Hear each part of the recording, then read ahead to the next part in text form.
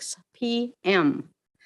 And we will start right off. All council members except for Councilmember Newman, did she show up on, are here. So, excuse me? What? I think that's, yeah. That was our Okay, YouTube okay. replay. You're okay now. Okay, don't mix me up. I'm just getting this. All right, so I will go right into South Sound 911 overview, and we have Deborah Grady with us tonight. All right, good evening, Council and Mayor Hayden. Before you tonight is an update from South Sound 911. Executive Director Debbie Grady will be providing an update. If you've never met Debbie before, she was fortunate enough to start right at the beginning of the pandemic with South Sound 911, and she's actually the second Executive Director of this organization. You might remember Andrew Neiditz was her predecessor. So Debbie's been great to work with, and I hope you find everything she talks about tonight very informative about our 911 system. Thank you, Jason. Thank you, Jason, and thank you, Mayor and Council, for allowing us to be here this evening just to give you an overview about South Sound 911. As you know, I believe Mayor Hayden is your representative to our board, and so she has the fun job of interacting with us on a once-a-month basis, and I think is probably hoping our December board meeting gets canceled. But so we thank you, Mayor, for your service on our board. Usually attending these presentations with me is our Board of Directors Chair, Julie Dorr, who's a council member for City of Puyallup, but she had a family emergency, so she's sending her regrets. And I'll see between myself and the mayor if during there are questions on the Board of Directors slides. I think between the two of us, we can answer them for you. So what I'm hoping to do today is just give you an overview of who the agency is, the journey that the agency has taken thus far, what we do for the partner agencies, and just share a little bit about things that we're tracking for our future. So when I click and go this one. Yay, somebody else can't do it. I can't. Welcome to my world. Jeff, you want to go slide?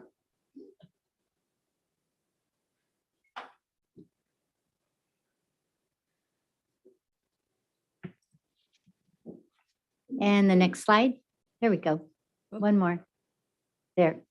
So South Sound 911 is the public safety answering point, also referred to as a PSAP for all 911 calls in Pierce County. That means we serve 38 police and fire agencies, and we also provide dispatch service for the 911 and non-emergency calls that come in for those agencies.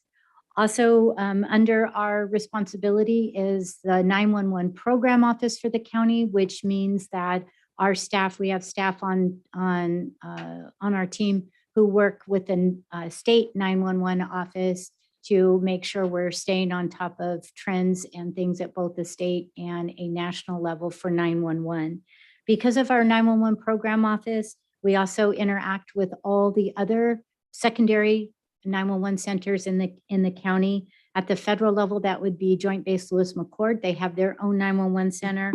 The Mount Rainier Ranger Station, we transfer calls to them. And also at the state level, we interact with Washington State Patrol Dispatch Center. Locally, we provide support to Tacoma Fire Dispatch Communication Center, and also at the tribal level, the Puyallup Tribe. The agency has a records and technical services division, which I'll share what they do with you here in just a couple of minutes. Yeah, next slide. Oh, there we go. All right, so if we talk just a little bit about the journey of South Sound 911, in 2010, there were 6 911 centers in the county. The cities of Buckley, Fife, Puyallup, West Pierce Fire and Rescue, Tacoma Fire had their own 911 centers, along with the predecessor agency to South Sound 911, which was referred to as LISA. In 2011, members of the public safety community, elected officials, labor groups, and community members all got together and envisioned a collaboration and consolidation of 911 services into what became South Sound 911. Proposition 1, which is a 0.1% sales tax, was passed in 2011, and its passage was the foundational funding necessary for South Sound 911 to form. The specific uses of that sales tax initiative are for anything related to emergency communications, so such as 911, the dispatch of the calls, radio systems, and networking, as well as the facility that you can see on the slide is a building that in 2021 we began to move into and completed a transition to. So all 4 of our prior locations are now working out of one facility. It's really pretty amazing to have been part of that and have brought those 4 different facilities into one organization, one work group. So really, we say in 2021, the vision was realized when all of that happened. If you have not had the opportunity to have a tour of the facility, we'd be delighted to provide you a tour and share with you a facility that we're really proud of, and the workspace as it has been developed, which at the end of every tour with elected officials, I ask, thank them for their support and ask if this is what they envisioned was going to be the consolidated efforts for Pierce County. Between 2012 and 2021, a consultant was retained and came up with some key findings. One was that the agency should move to a call processing, call handling workflow that we refer to as universal call taking. I'll talk to you about that here in just a little bit. That our governance structure should change from a policy and an operations board to a governing board of 11 elected officials, and that we should look to combine 2 separate radio systems so that there'd be a single radio system in the county. So under our board of directors, as I mentioned before, our chair this year is Julie Dorr. She has been honored, as she said at our last meeting, our last presentation, to have been working with Derek Young, the Pierce County Council Chair, but he's our vice chair this year, and he terms out at the end of the year. So he will no longer be on our board, but they've been a really good leadership team for the other electeds and board members. In addition, we have appointed members from, as you're aware, Mayor Hayden from City of Sumner, which is a shared rotational position with the city of Fife and Bonnie Lake. Bonnie Lake rotated off this last year, and Fife came on to the board. And I believe at the end of 2023, starting into 24, that we'll have another rotation and Bonnie Lake will be back on our board. Additionally, the appointments of elected officials is determined by the cost, the communications cost allocation. And so that determines the 2 of our partner agencies, City of Tacoma and Pierce County, each have 2 seats on the board. Lakewood has 1. And then the fire commissioners group has 2 fire commissioners representing the 2 largest fire districts. Central Pierce Fire and Rescue has Commissioner Holm. West Pierce Fire has Commissioner Dan Rankin. And then the Pierce County Fire Commissioners Association appoints a 3rd fire commissioner to represent the small fire districts. And that position is currently being held by Pat McGilligan. So Chair Dorr usually goes over what the responsibilities of the board are, and just at a high level for you. They approve contracts over $50,000. The adoption ratification of our collective bargaining agreements are taken care of with board approval. Our annual budget is adopted by the board, and we're really pleased that for the 2023 budget, the board was concerned about inflation that all our agencies were seeing. And so we were able to keep the 2023 rates with no increase from 2022. So board members are appointed for 3-year terms, but there are no term limits. So we have the longest serving board member is the Lakewood Council member, Michael Brandstetter. He's been elected, I think, on the Lakewood Council for 16 years, and I believe most of that time has been appointed to the South Sound Board of Directors. So the agency we talk under operations, our operational division is what we refer to as anything related to 911 and non-emergency call processing and handling. So any calls for service that your residents would be making either 911 or to the non-emergency line fall under our operations division. As part of service delivery to individuals wanting to make sure that we had options for people to get hold of 911 should they need it, even if they were unable to speak to 911, whether it was due to a medical condition or due to safety of themselves in whatever situation they found themselves in. We also provide 911 service via text to 911. There are 2 radio dispatch work groups on the communication center floor. The first is the primary radio group. That is the area where the calls for service are being dispatched to the field units. And then we have a secondary radio work assignment. And that is if a law enforcement officer makes a traffic stop or comes in contact with the subject and they need the person to be checked for any warrants or criminal history activity, that is switched over to a secondary radio talk group so that primary dispatch can continue to send out calls to responding units. Something we always like to share with our councils and our partners is just an awareness that the protocols for dispatch for the way that the calls are handled and responded to, they are set by the chiefs of the agencies. And they could vary from city to city depending upon the agency's call volume, their activity of their field units, as well as the resources that they have to dispatch to respond to calls. When someone calls 911, we're going to be asking them where the incident is occurring, what is going on, what their emergency is, and our call taker will begin the process of interrogating the call.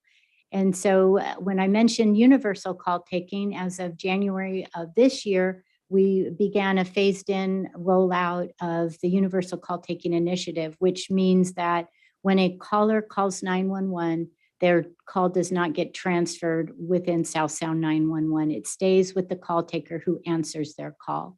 And as the call taker is gathering information from the caller, they're entering the information into a computer-aided dispatch system. So electronically, based on the location of the call and the type of call it is routed to a dispatcher for dispatch, whether it be police, fire, or medical. A lot of times callers will think that when the call taker is still asking them questions, it's delaying the call. That is not what's happening. The information has been sent.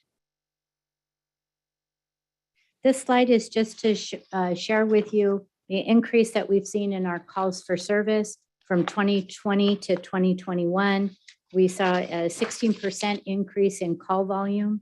As of this year so far, we've seen another increase of 8% of our call volume, such that we're routinely now, which was not heard of before the pandemic hit, we're now routinely processing over 50,000 911 calls a month. So the 911 center is a very busy 911 center.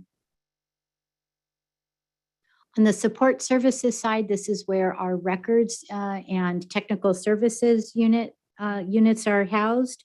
And under our records services, we provide for, specifically for your city, we provide records processing, the records management system. We provide warrant entry for your police department. However, your concealed pistol licensing activity, your city takes care of that in-house, and South Sound does not provide that service to your city. During the pandemic, if other agencies were closed, then by default, because we were open, we would get some of the residents from other cities that didn't have staff working to handle the concealed pistol licenses.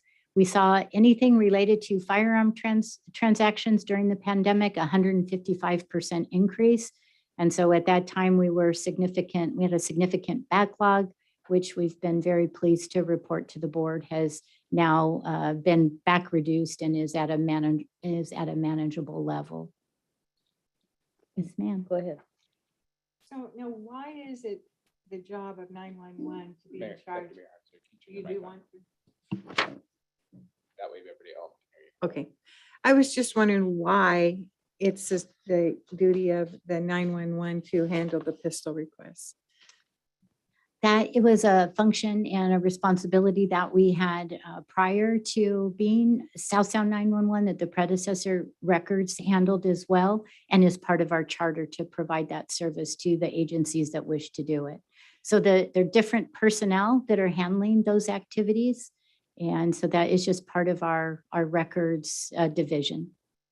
So that's something that it's done for a long time. It's been done for a very long time. It just didn't seem to me like a service that you would provide. So thank you for the explanation. We get that question quite a bit because South Sound 911, people don't think of records as part of that, but the firearm transactions, doing the background checks for both whether a gun can be purchased or not, as well as the concealed pistol licenses. We do those for a number of our partner agencies. And then under technical services, because we have such a large footprint in Pierce County, meaning we can have the ability to touch or interact with any resident at any time. Our technical services division is very busy and manage all of our technology systems, including our 911 system, our radio systems, our CAD systems, our network and infrastructure. In addition, a few of our smaller agencies contract with us to provide help desk support because they don't have their own technical staff. Just like your agency, we have a finance and human resources divisions. And so this chart is just to share with you our revenue streams. And so under our allocations, the allocations are the fees that are paid by the partner agencies for South Sound services. That's 43% of the revenue stream that comes in, or about $24 million. The next revenue stream we have is the 0.1% sales tax. We're estimating we should be collecting about 23 million from sales tax this year. And then we also collect 911 fees, and those are the fees that are on all cell devices or any device that can access 911. We're anticipating about $5 million in revenue generated from the 911 excise tax this year. Out of those, the allocations of 24 million, Sumner's contribution or assessments that they are charged for allocation for the communication side is 268,000 annually, as well as for your records, the record support we provide, it's 77,000 annually. Your calls for service for 2021 were just over 14,000 calls for service. This graph is just to demonstrate where our expenditures are by division. Really, the takeaway from this slide is that our communications center floor, which has the largest population of our employee group, is out of the communication center. Like many, yes, ma'am. So when you talk about Sumner's costs, does that get divided between police and fire? Or is it just straight for the city? It's just for the city. Okay, right, thank you. Just like many agencies during this period of time, staffing and recruiting is a priority initiative for our agency. We typically 911 centers tend to be understaffed, and so we've made it a priority to fill our vacancies and then maintain and retain our employees with a variety of initiatives that our board of directors has supported.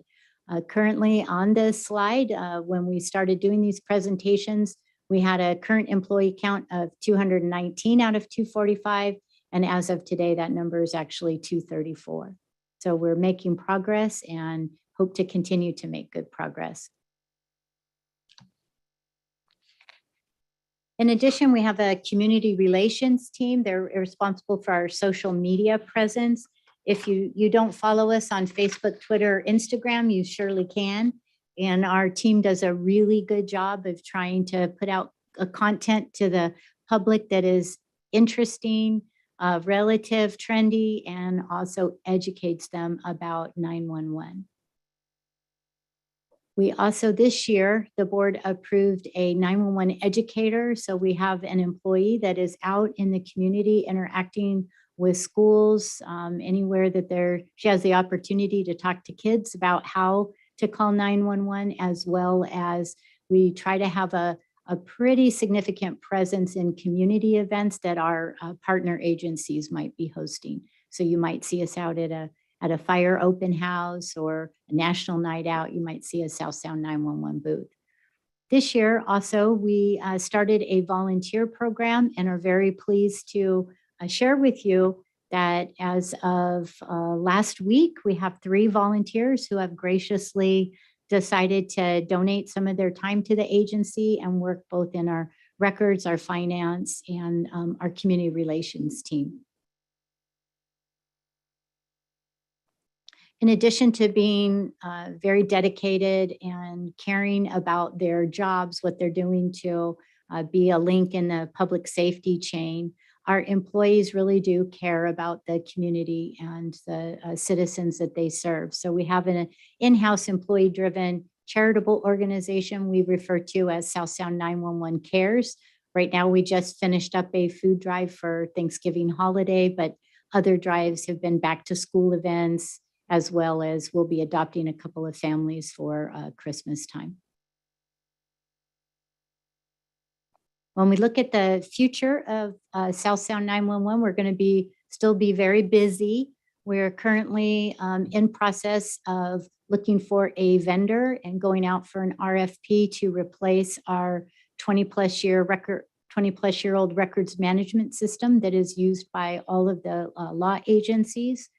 We are working with 911 centers that we share borders with for regional collaboration, so that if the state 911 line goes down for some reason, we keep our 911 calls on the west side of the state. Currently, the default is it goes to Spokane. And so we just think it'd be a better idea for us to support each other and back each other up rather than have the calls go over there. We're remodeling the prior 35th Street location, which housed our law enforcement dispatchers and call takers, into a backup facility in case we were ever to have to evacuate out of the building. We are working very aggressively with the 988 providers in the county to try to understand what it would look like and how we could operationally embed a 988 crisis call taker into our center with our personnel, so that we get those persons that are in some kind of crisis or behavioral health issue as quickly connected to services as we can. So for 2023, I would expect that we would have made some pretty good strides on understanding the intersection between 988 and 911. And then this year, there were 2 retreats, or a retreat and a study session for the board of directors, that also the advisory work group of chiefs that report out to the board every month. We're able to attend to talk to discuss what should be our next strategic initiative. And there was considerable consensus that we needed to really focus on getting a single radio system in the county. So those discussions and work is currently underway.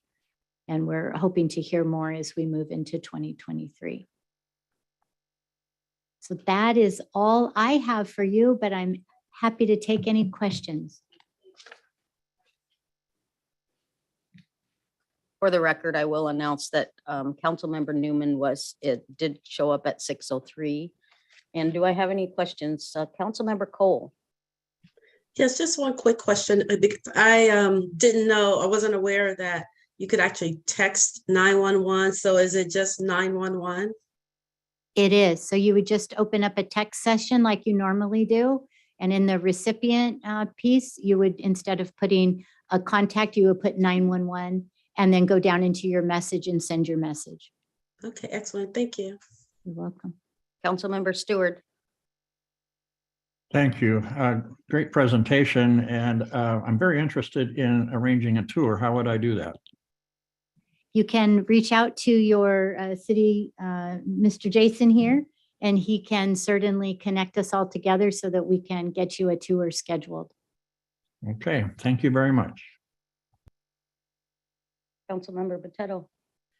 So I understand that it's a very stressful job working in the 911 center. What do you do for the employees, and what is your turnover? You know, do people stay a long time, or do they, change frequently?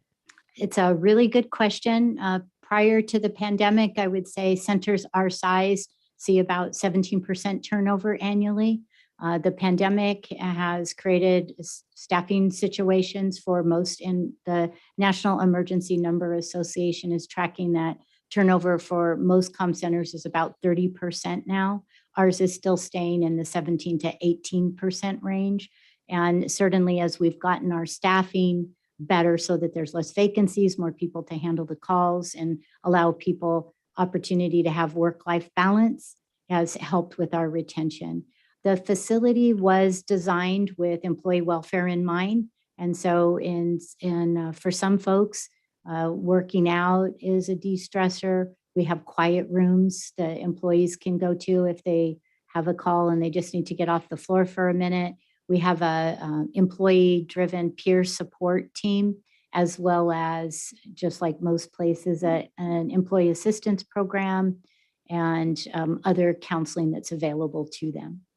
Well, but it's good to hear that you're not seeing a big jump in people leaving. So the Our average 17%, tenure is about 11 years. is it? Okay, all right, thank you. It's pretty good.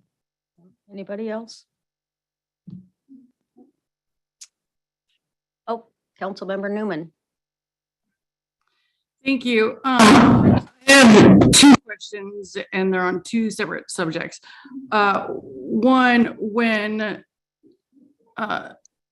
is there one universal rule for how different emergency responses are dispatched, or does each jurisdiction sort of have a say in what happens depending on the calls? The jurisdictions get to weigh in on how the calls are responded to. So your city may have different dispatch protocols than, say, the city of Tacoma or Pierce County or city of Lakewood has. And so your chief is able to make determinations on calls for service, what level of response is warranted, as well as if certain call types can either be offered online to your residents or through a telephone report. So that is determined by your agency. Okay, thank you. And then my other question unrelated to that one is, you had alluded to conversations, I think, about a different type of governance. And I'm wondering what the difference would be between what exists now and what's being discussed. So what I was referring to was earlier in the agency's history, we had a policy board and we had an operations board. And some of the responsibilities that are currently under the governing board were given to the operations board. And so the change to move from an interlocal agency into a public development authority happened in 2019. And now we have a governing board of 11 elected officials that have as an advisory board what used to be the prior operations board, which is made up of the police and fire chiefs. Okay, I might need a little bit more time to process that. But in what is being discussed so is it being discussed to actually change what exists, or were you just describing a previous change? I was describing a previous change. But not a new proposed one? Correct. Okay, sorry. Okay, thank you. You're welcome. Anybody else? Seeing none? Okay, thank you again. You're welcome. Hopefully we can get a tour out there. Yeah, if there's any council members that are interested in going on tour, please send me an email or a phone call and I'll work with Debbie to get that set up. Thank you. Thank you, Debbie. All right. Moving on to 2023 legislative agenda. We have Carmen and Bill Clark. Thank you, And Mayor and Jake. Council. As they get set up, we'll be discussing the 2023 proposed legislative agenda. For those of you who have not met Mr. Clark in person, Bill Clark is our lobbyist, and he's here to help go over this topic tonight. Mike, and I'll turn it over to Carmen. And Mr. Steffens, is it possible to pull up the legislative agenda and put it on the screen? I know it's short notice. It's on the, it's in the agenda packet. Tell you what, I will join the meeting and I can share my screen.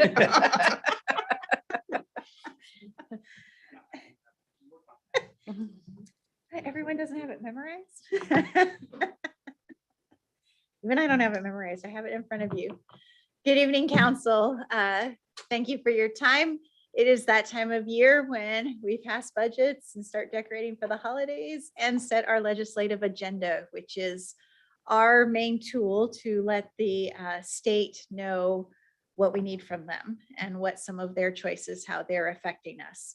So this happens every year. We try to keep it short and sweet, and we try to balance both very specific asks that we need with also broader topics. We are going into a session that's considered a long session. So some of these topics, we're not quite sure exactly how the legislature is going to approach them. So the agenda stays purposefully a bit broader in its scope so that we can react to whatever arises, sometimes even at the last minute. Bill, do you have anything you want to add before I jump into the items? Or? No, I mean, I was gonna say, I think generally on the upcoming legislature, a few things, and then maybe if we want to run through the specifics. Everybody's probably tired of seeing political ads. That's something that everybody has in common politically, I think. The legislature probably is not going to change that much numerically, right? So the last 2-year session, it was 57 to 41 Democrats in charge in the House. It was 28-21 Democrats in charge in the Senate. The numbers will be about like that, may change 1 or 2 either way. There's some close elections that haven't been decided yet. It's going to be a slightly more balanced legislature, though, even though the numbers are the same. Interestingly, some of the more extreme candidates or legislators, both on the left and on the right, are not coming back. Some didn't run for re-election, some got beat. So it'll be a more moderate, I think, legislature. It'll be a new legislature in that about 40% of the legislators will have only been in the legislature. They'll be new or in their second term. And the second term legislators, many of them never came to Olympia at all, right? Because we had 2 years of kind of a virtual COVID session. So that'll be quite interesting. And then note, as Carmen said, next year is the full budget cycle year. So it's a 2-year legislative cycle. Bills that get introduced next year are alive next year. If they don't pass next year, they can pass the following year. And it's the year when the state adopts the 2-year budget. And there's 3 budgets. There's the operating budget, the capital budget, and the transportation budget. So those are 2-year budgets.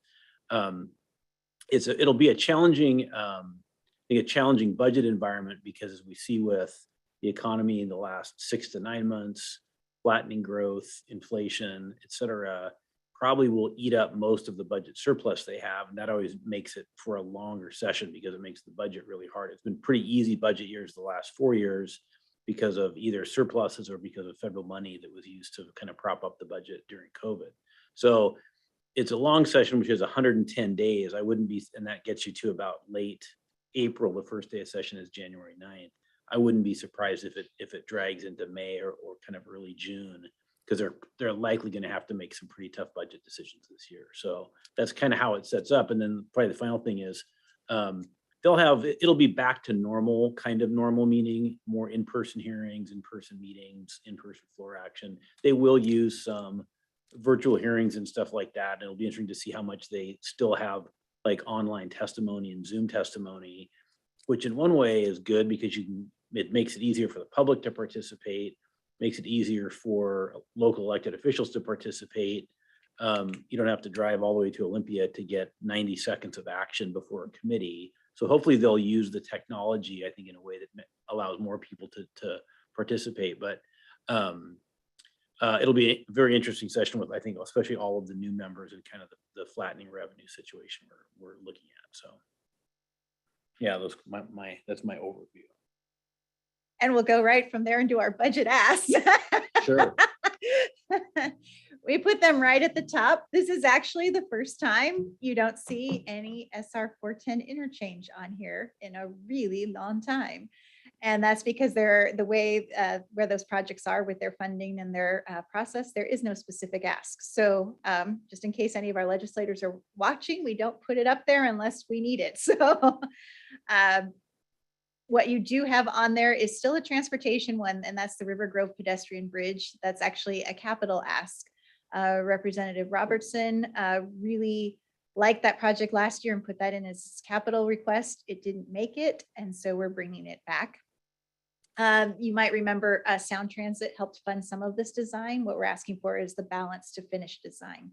I know Public Works is also out there seeking funding from federal for construction, but you know how we do it in Sumner. We just keep chunking away at it and leveraging different smaller dollar amounts to get the whole project done. The next one is a recommendation already in the Heritage Capital Projects list, and that's for the Ryan House rehabilitation. We are in the middle of the list, not flirting with the bottom, but still, as Bill mentioned, it's going to be a tough year with decisions. So we want to make sure they fund that as far at least that we get funded, but the full recommendation. And then the third one actually isn't the city of Sumner's, but it's one of our partners, and that's the Pierce County Library System with just over $1 million for the Sumner Library. So we wanted to remind our legislators about that. It still serves their constituents just through a different organization. Any questions about those three before I move on?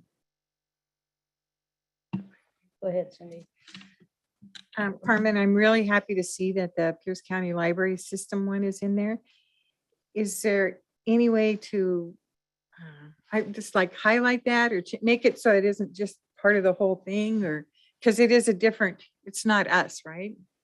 Right. So I was hoping that beginning talking about partner need helped flag that. Where do you see that? Yes, okay. But someone has a specific suggestion. I want to be supportive, but I don't want to be so supportive it eclipses our needs. Okay, I see the balance you're trying to strike there. Okay, all right. Well, you know what? I just went right over the word partner and went right to the need word. So yeah, if you'll just think about that just a teeny bit. I mean, yeah, sometimes there can be just a little change in language, but just maybe a county partner or something, or I don't know, even though you have Pierce County in there. Okay, well, thank you for taking suggestions like you do. Mr. Brown? Yeah, I just want to know if the map is final. Is that the final map? No, the map could still be updated. That's a map Public Works used in one of their grants to tell the story about the pedestrian bridge. I remember something about it.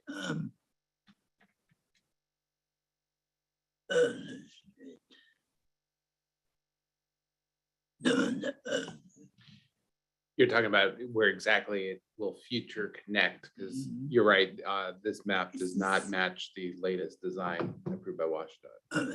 Thank you. Thank you, Mr. Great catch, Brown. Mr. Brown. Councilmember Reed. Thank you, Mayor. All three great projects. I'm curious if Bill thinks there's any value or weight to the order that they're in.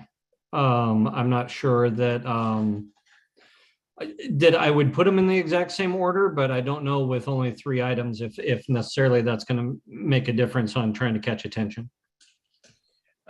We discussed that a bit, and I think the the way they landed in this order is in part because the one at the front is one that we need to initiate ourselves as the city. So this would be done as a member request, meaning like last year, you go to your elected officials and then there's a process where elected officials can submit a form to have certain local projects funded.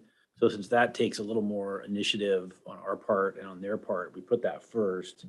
The second one second, because it's already on a list for funding, assuming that that list gets funded low enough down the list to include our project.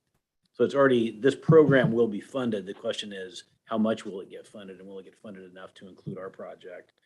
And then we had that one, the last one, the library project third, because it was a partner request, not a city request. That's kind of how we ended up with the order. Okay, great. And I was just curious because I know everybody may have a different opinion on which one's higher priority versus the others. I know for the Ryan House, that would be out of those three, the Ryan House would be probably top of the list for me personally, but I know there's other things to consider when placing the order. So thank you. Councilmember Newman. Thank you. What are the different funding sources for each one of these asks? So these are all capital budget requests. So capital budget is funded based on a percent of the state's revenue, and it's funded through state bonds. So the capital budget is a debt funded budget. And the capital budget that the state has is typically about 7% of its operating revenue can be issued in the form of state bonds. Those bonds then go to fund construction projects like these. Okay, so are you suggesting that like the River Road pedestrian bridge would be in competition and for the same source of funding as the Ryan House? Yeah, these would all be projects within the capital budget. That's right. Yeah. And there aren't any subcategories to that. Yeah, but like, so for example, the Ryan House project is from a specific program within the capital budget that gets funding, right? So that's in the Heritage Capital Project, which is a program that gets funded every capital budget cycle. Just like the River Road Bridge, for example, there's a category within the capital budget that's called local community projects that always gets funded each capital budget cycle. It's just a question of how much. So they're not directly competing against each other, but there's a limited amount of capital budget spending authority for all capital budget projects around the state. Okay, so can we go back to, could you give me a little bit more explanation about how they're not competing against one another? Mm-hmm. Because, for example, let's say take the Heritage Capital Projects program within capital budget. They'll get applications from different jurisdictions around the state. They'll rank the projects.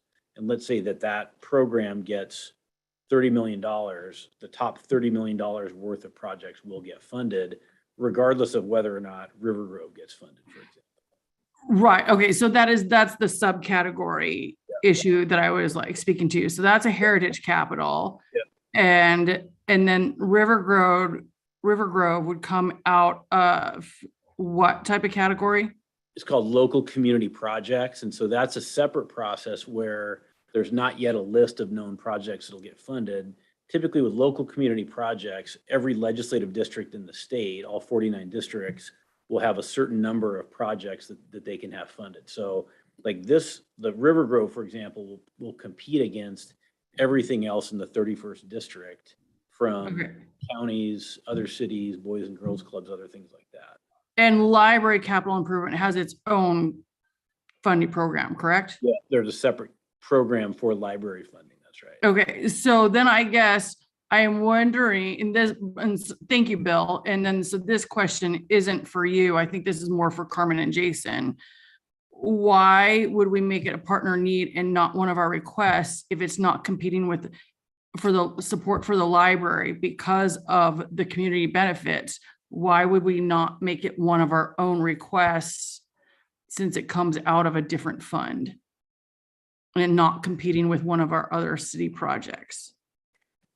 I think this goes to Deputy Mayor Hochstadter's question. We just want to make it clear the city's not asking for an additional $1 million. We are supporting the Pierce County Library's request that's already in the queue. Okay. All right. Like, as long as it's as prominent as our other two, Thank you. Councilmember Stewart. Thank you, Mayor. I had a question about the River Grove project. The funding we're requesting is to complete the design. How does that tie in with when we go into construction? Will we have to request additional funding then? How does that work?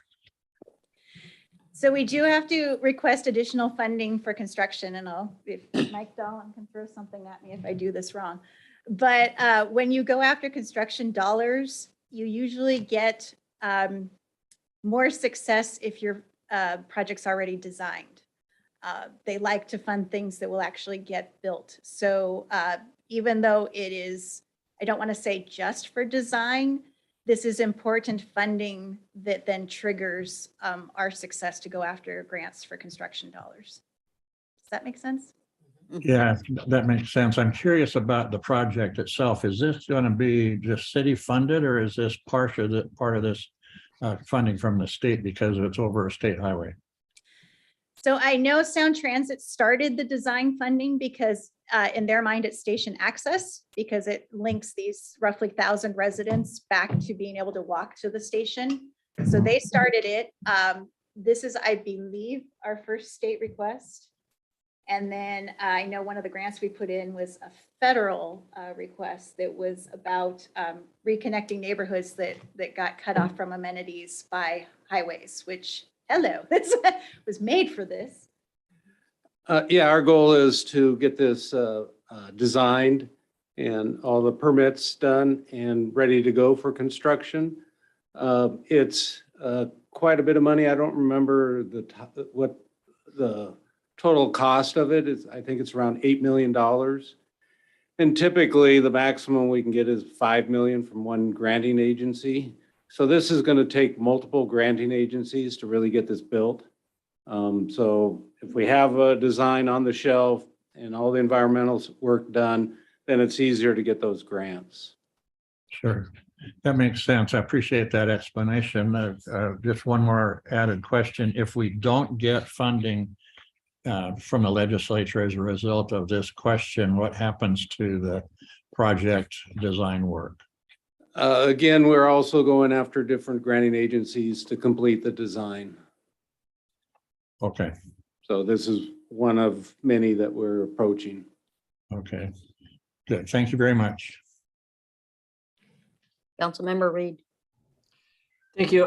One thing that just popped out as a suggestion, as I was reading through it again, is under the third item where it says partner need. Would we want to put that as community need versus partner need? But just something that popped in mind as we're going back over it again. Thank you. Councilmember Cole.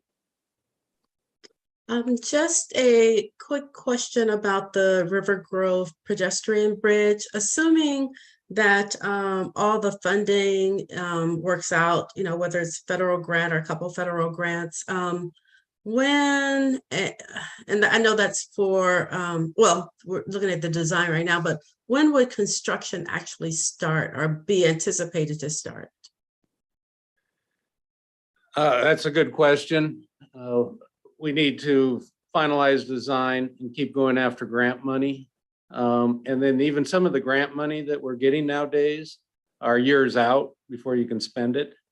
So it's years off before we can construct it. Okay. Thank you. Councilmember Potato. Has there been a study done of the people that live in River Grove? How much they're going to use that bridge access? I don't know. There hasn't been a formal study, but we do get quite a few comments from that area. They don't really feel comfortable sending their kids. There is a trail that goes along 410, Right. But then you have to go Valley Avenue 162 to cross the highway to get to the school. And so quite a few of the folks out there drive their kids to school when it's really a walkable distance. So you're at least hearing from them that We're hearing they from want them, it. yes. Okay, Yes. that's good. All right, thanks. Councilmember Cole. Sorry, I forgot to put my hand down. Okay. All right. I think that's everybody. Thank you, All right. Carmen. Great job as always. Thank you. There's Looks good. actually 2 more sections, I'm sorry to Oh. say. Keep going. I know you have a busy agenda though, so I can try to No, you're move through good. them quickly. The next one is a category that encompasses 3 very specific needs, but under the general idea of not moving authority from cities to the state level. And we're seeing that trend in a couple different places. So this falls under that general category because again, we're not sure what other suggestions will come up this year. The first one is the Foster Task Force recommendation. This is about water rights permitting.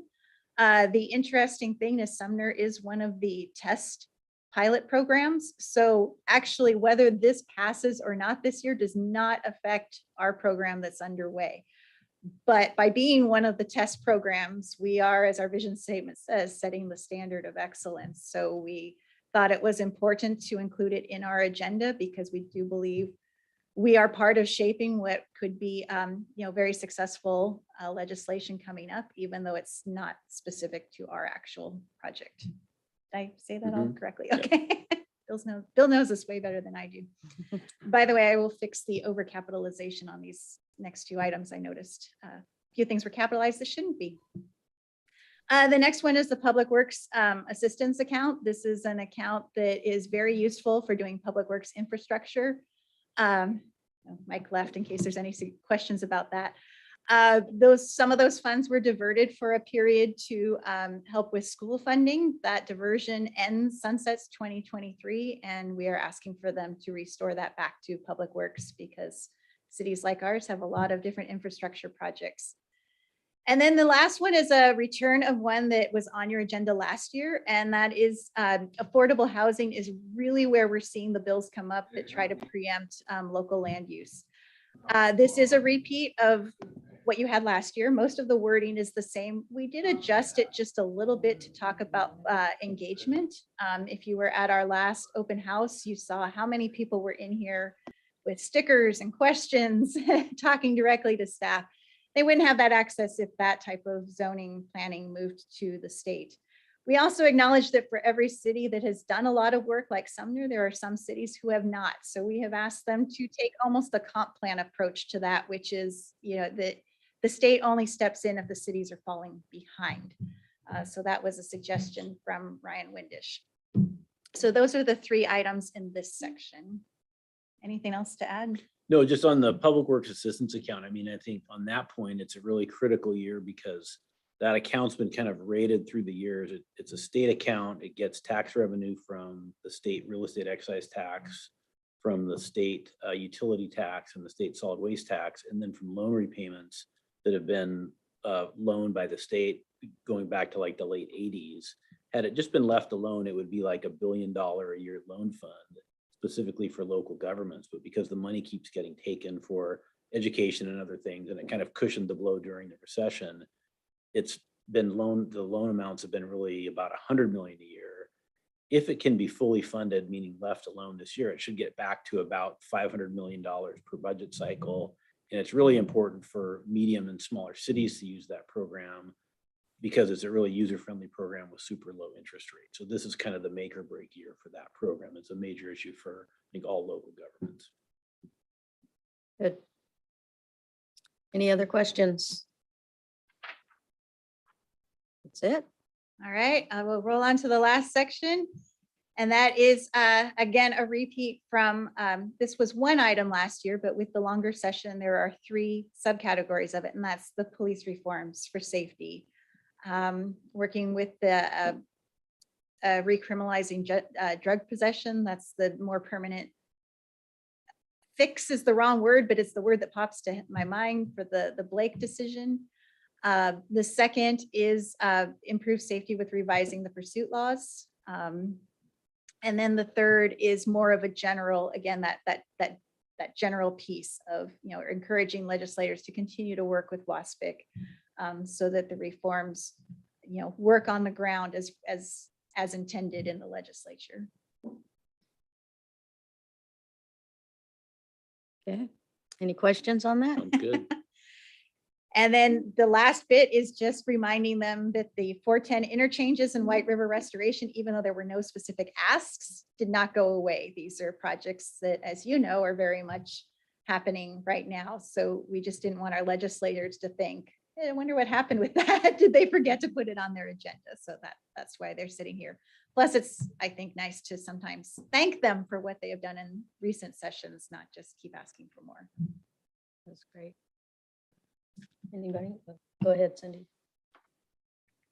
I wanted to thank you both for working on this, and Bill, I think you do a great job for us, and it sounds like you even help and advise Carmen on what to put on the sheet and what angles to go at.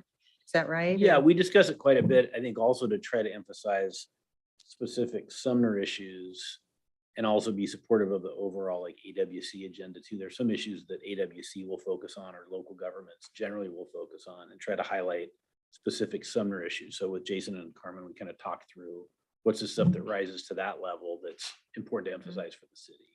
Yeah, because it's pretty hard to boil all that down onto one sheet and Yeah. have it, That's what Carmen does. and Yeah. have it be Yeah. as effective as it seems to have been. Yeah. And I think you're there to, if there is some things that are not effective, you bring them up, Yeah. right? Well, that's Carmen's word. I'm just the pretty face. Okay. Wait a minute. Right. Yeah. Okay. Well, thank you both. Yeah, you bet. Councilmember Reed, did you have a question before we? Yeah, I had a quick follow-up. Do we know if Bryn Brady and PCRC are going to be putting some of those measures on theirs as well? I can't. I don't know for sure. I can't say. Okay. I know Bryn though. I can check in with her. Yeah, and I know that this is an agenda item at this week's PCRC meeting. Okay, great. All right, thank you. And when we build ours, I look at theirs, AWC's, WASPIC's. So, you know, there's also their drafts informed ours too. Great, thank you. Okay. I think we. Councilmember Reed, are you done? No, okay, all right. I think we're good. So, Mayor and Council, this will be on the December 5th regular council meeting for consideration. I see Councilmember Newman also just raised her hand. Oh, okay, Councilmember Newman. No, sorry, that's old. Okay, this will be on the December 5th meeting for adoption. All right, thank you. Thank you very much.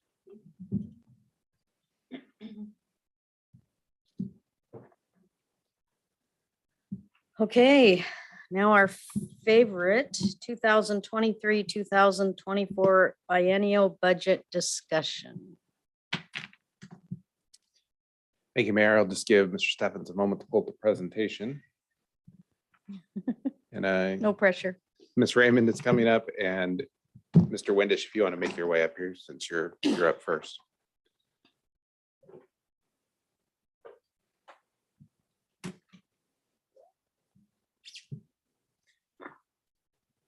Okay. We are Thank you, nearing Bill. the end of the 23-24 biennial budget process. So tonight, we are coming before you to talk about the additional property tax revenue that council passed, the strategic reserve fund, as well as the short list of unfunded priority items that the executive department has presented to you.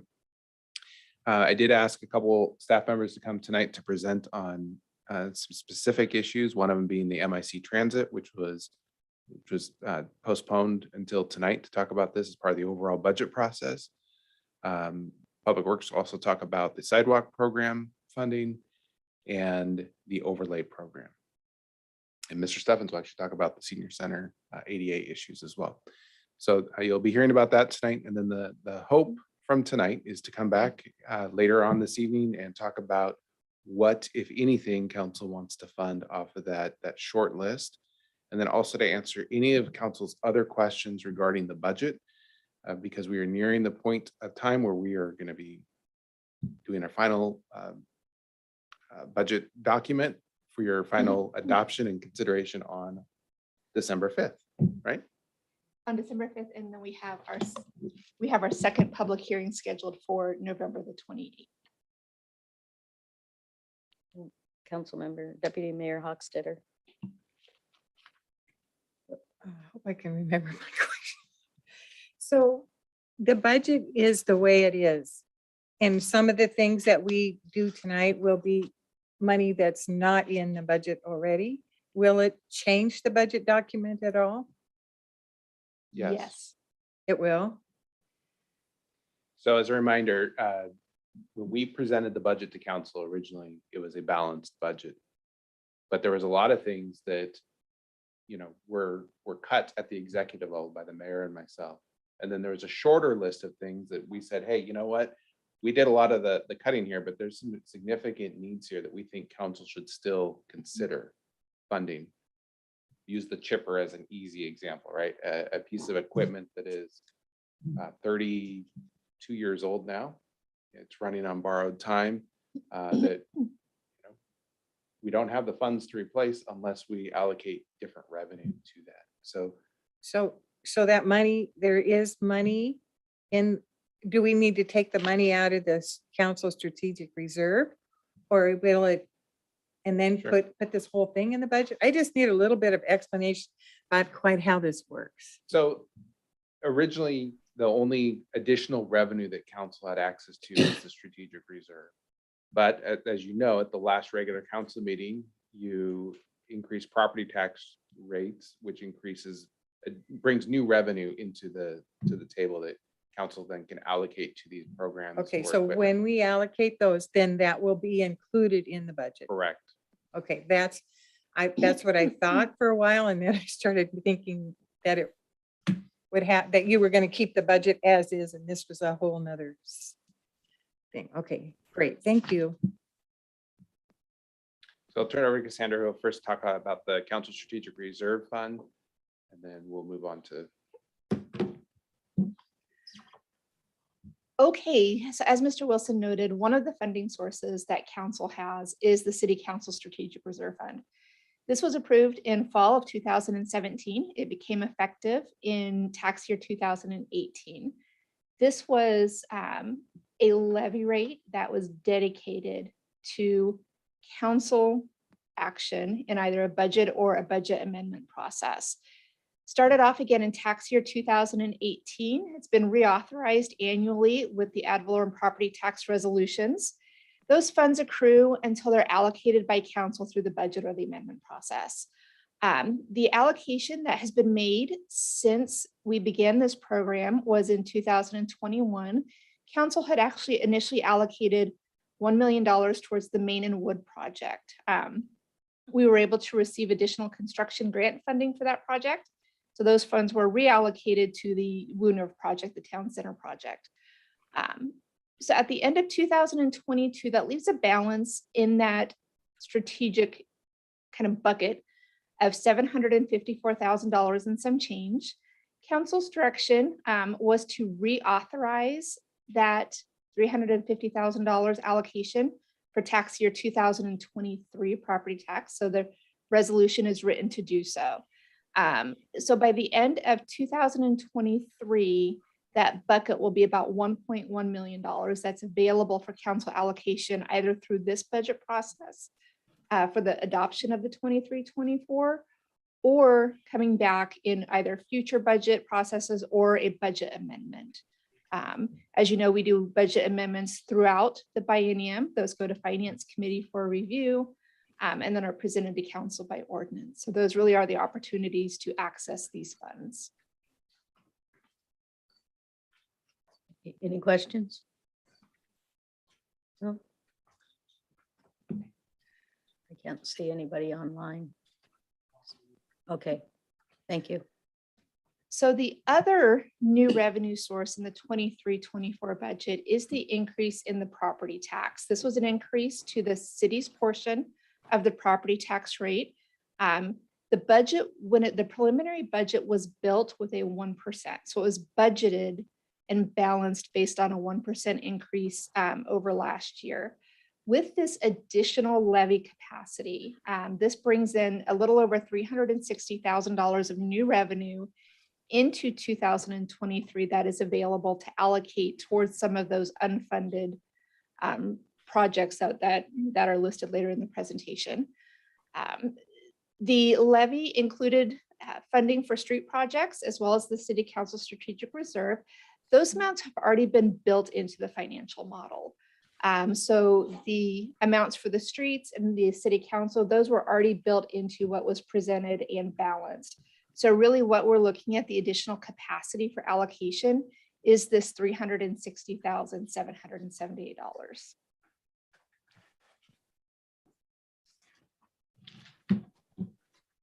So this slide, excuse me. This is the other considerations that I mentioned just a moment ago. And a few things I want to point out on this is starting at the top with MIC Transit. This is currently included in your budget.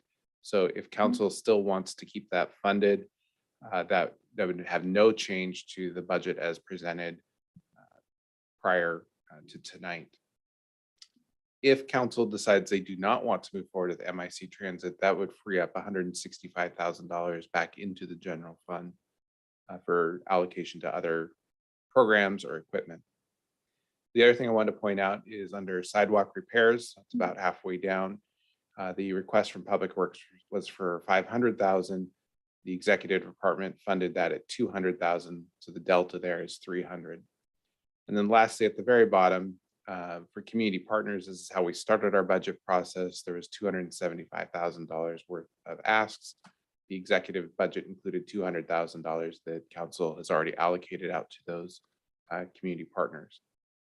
I'll pause because I know Councilmember Newman has a question. Councilmember Newman. Thank you. I have a question about the sidewalk repairs program. I'm sorry, I still don't feel like I have a full understanding of the need versus what we would fund. So like, what do we have left really that we need to do? What would $200,000 cover? And kind of what would it not cover? So I'm going to hold that question because we're going to talk about that on a couple different slides coming up. Okay, then I'm going to throw in one other thing, which is still, I think, part of the discussion. I would appreciate it if council members would start to think about whether we add a $10,000 budget item for council member education. There are different conferences and whatnot that specifically address like small town needs where we can learn. But right now we really have limited to no funding for it. And so like a modest $10,000, I think I would appreciate consideration for that on this list of other considerations. All right, go ahead. Okay, so I figured tonight the easiest way to start this is to go into a deeper dive on a couple of the topics that I just mentioned, and then we can come back to this list and council can discuss their desires at that point. So starting off with MIC Transit, I'll turn it over to Mr. Windish. Thank you, Jason. Good evening, Mayor and City Council. This is a topic we've talked about in the past, and I'm just going to have 3 slides. I think this is the intro. We've talked about the MIC Transit proposal being a Monday through Friday service, 12 to 14 passenger shuttle van that would run in conjunction with the Sounder train, 3 hours in the morning and 3 hours in the evening, looping every 30 minutes. So that'd be a total of 12 loops throughout the whole day. And at capacity at 72 to 84 passengers in the morning, and then that would be another 72 to 84 passengers in the afternoon. I provided a slide with some numbers and a couple things I want to emphasize. One is we do have a need out there and we don't have it quantified, but I can tell you when I meet with the Economic Development Board, Maddie Merton, she's our vice president at the EDB who does business retention meetings. So she goes out and meets with the businesses. And when she meets with them, they have two main issues. One is getting people to work for them, to get employees that qualify, show up to work and all that good stuff. And number two is transportation, getting people transported to work. So in that conversation, I said, that is, there's a need out there. And anecdotally, just wanted to share this. I was out driving to McClendon's Thursday night, and I pull up to at Zender and Fryer, and there's a gentleman with a backpack, and he's in a hurry.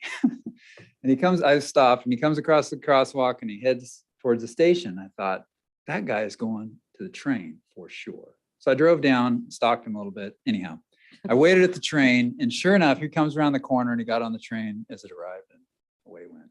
Anyway, and if you're driving through the industrial area, just kind of look around and pay attention. If there's folks walking or biking or on a scooter, they're not just going through that area, they are going to a job or they're coming back from a job. Anyway, we don't have it all quantified, but what we know is there is a need.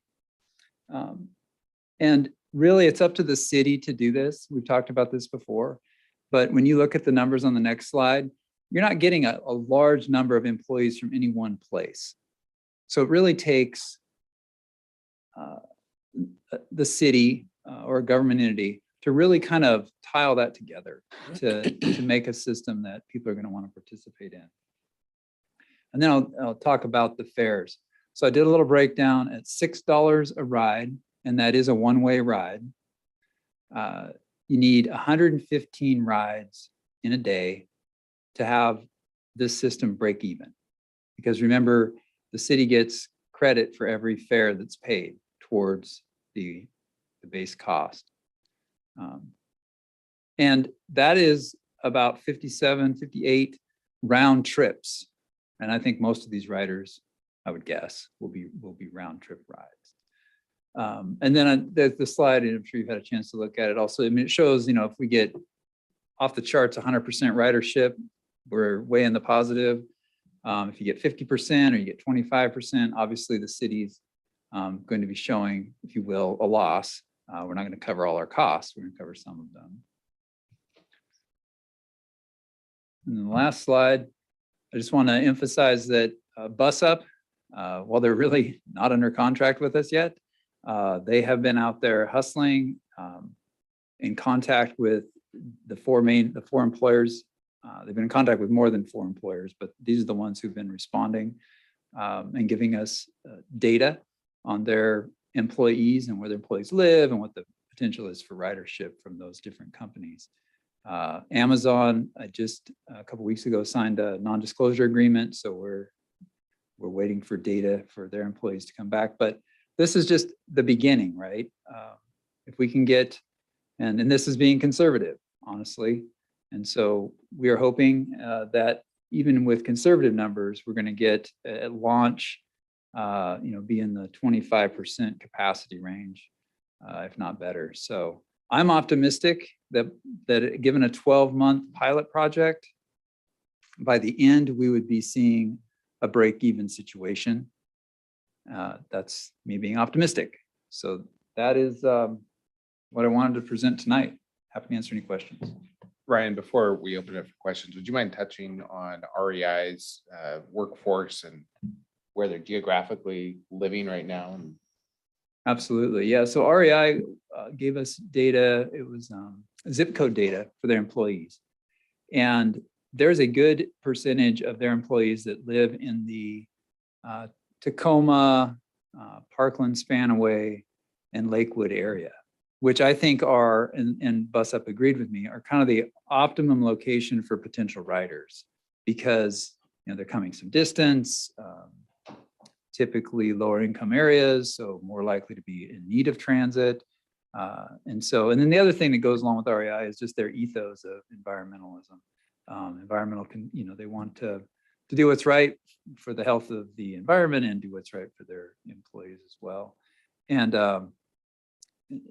not to go on about this, but no small need at LKQ either. LKQ Automotive, they're an automotive parts distribution company. They need public transit or transit of some sort. in order to hire people at their kind of their beginning wage. So, thank you, Jason. This is a little question, Ryan.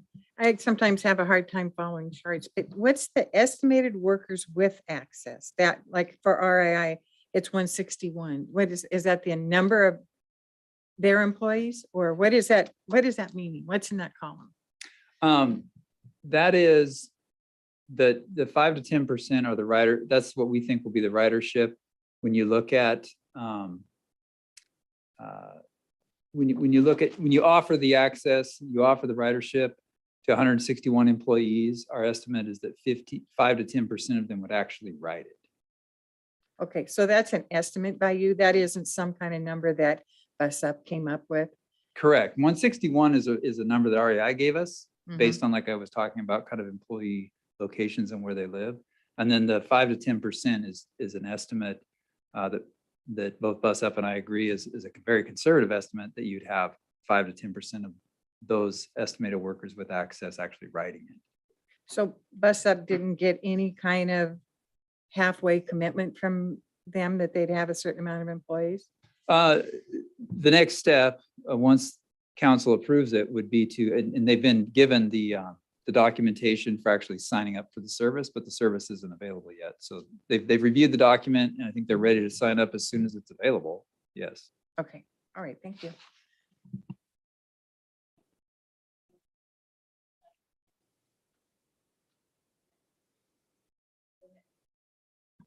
Councilmember Newman, go ahead. Thank you. So Ryan, I didn't get, what was the percent? How many did you say coming from Tacoma?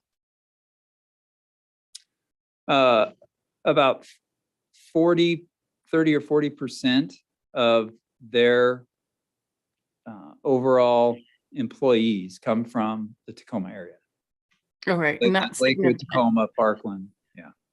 Okay, and then, and I have a question for the amount built into the existing budget. That is for 2 years or one? That's for one 12-month pilot project. 1 year. Okay. And do we have any idea about the participation level from Amazon to subsidize some of the costs? We have some idea, but I didn't want to put any numbers out there since we haven't seen the hard data from Amazon. But it'll be higher. It'll be the highest on that chart. I can tell you that. In terms of them participating in subsidies for their own employees? Yes. I mean, given recent statements from their CEO and stuff, I believe that. So I think that we need to try this.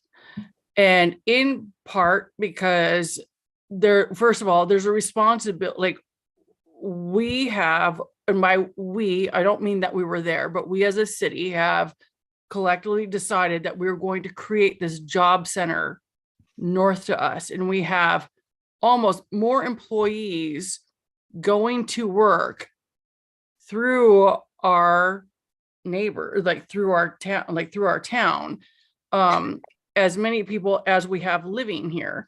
And so with the job creation that we did, we have a burden of responsibility, I think, that comes with that. And to me, I actually find this as a less expensive way of building more roads, because to me, that's the alternative. If we keep continuing to grow jobs in the industrial area, we have to put, like, it costs millions to build roads, and this helps relieve some of the traffic burdens, I think, on those who are living in our neighborhoods. Anyway, I support this. I do. I just wanted more information about it. So thank you. Councilmember Cole. So Ryan, I have a question, or actually sort of confirmation about what I guess sort of an insight that I think that I have. All along, we've been talking about this as if these are riders or potential riders coming specifically and strictly from Sounder Station, from a Sounder train. But on the map that you show, the route map, the first, I think, slide of your presentation showed stops that you would make throughout the city. And to me, that means that it will not only just be Sounder riders who would have an opportunity for this, that it looks like there were stops where people who live within Sumner could also, or, may also take, or may also participate in that. Am I correct in that assumption? I think if you lived in Sumner and you showed up at the Sounder station, then you may ride it to the north end to your employers, to your place of business. The stops are going to be pretty much at certain businesses. So, okay. So it won't be, I mean, I guess conceivably you could ride it from one business to another, but that's not really what's going to happen. It's going to go, it's going to operate from the Sounder station to those different businesses, and folks working there, of course, will get on and get off at the station. Okay, can we look at your the map that you have that shows the route? Sure. Back it up. I've got the power.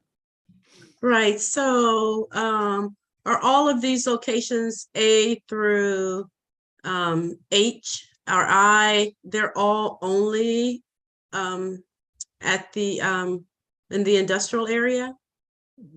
Yeah, starting with I, yep, HG, yep. They're Okay. all in the industrial area. H is the furthest south, so it's just north of Zender. It's right by Sekasili Aerospace. Okay. All right, so it really is strictly Sounder Station pickup only, and then Yep. the businesses. Okay, Councilmember Botetto. thank you. But I really am supportive of this, and, like, we had an objection from a citizen of Sumner, concerned we were spending so much money, but then we've learned that the MIC has provided 56% of our property tax. So I think this is a no-brainer for me. We get great benefit by having the MIC. And then I really think that we need to support the businesses and at least try it for a year. And I mean, with your conservative estimates, let's hope that it's blown out of the water. So that's my opinion. Councilmember Stewart. Thank you. I had to unmute myself. Sorry, it took me a long time to get there.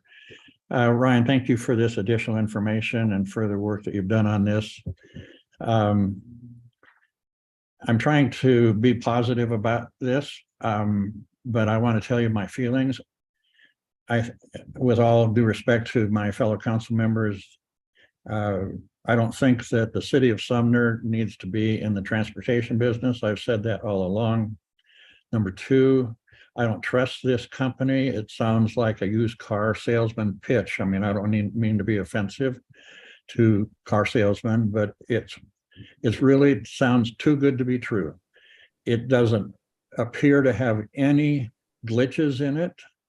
And I just did some quick math. $6 a ride for 2 rides a day back and forth is $12 a day. And if you take that out to a month, you're looking at $240 a month per rider. And if I worked in the central or in the MIC, whatever that's called, in the industrial area, and I had to live in Parkland because that's the only place I could afford to live, with rents being so high in Sumner, where would I find $240 a month to pay for this? I've been there, done that with rideshare in my working life, and I know that customers, riders, are very stingy with their money and their time. They want to have a way to run errands during the day, at lunch, or whatever. I just feel like I'm not in favor of this. I haven't been in favor of it since the beginning because of matters I've said.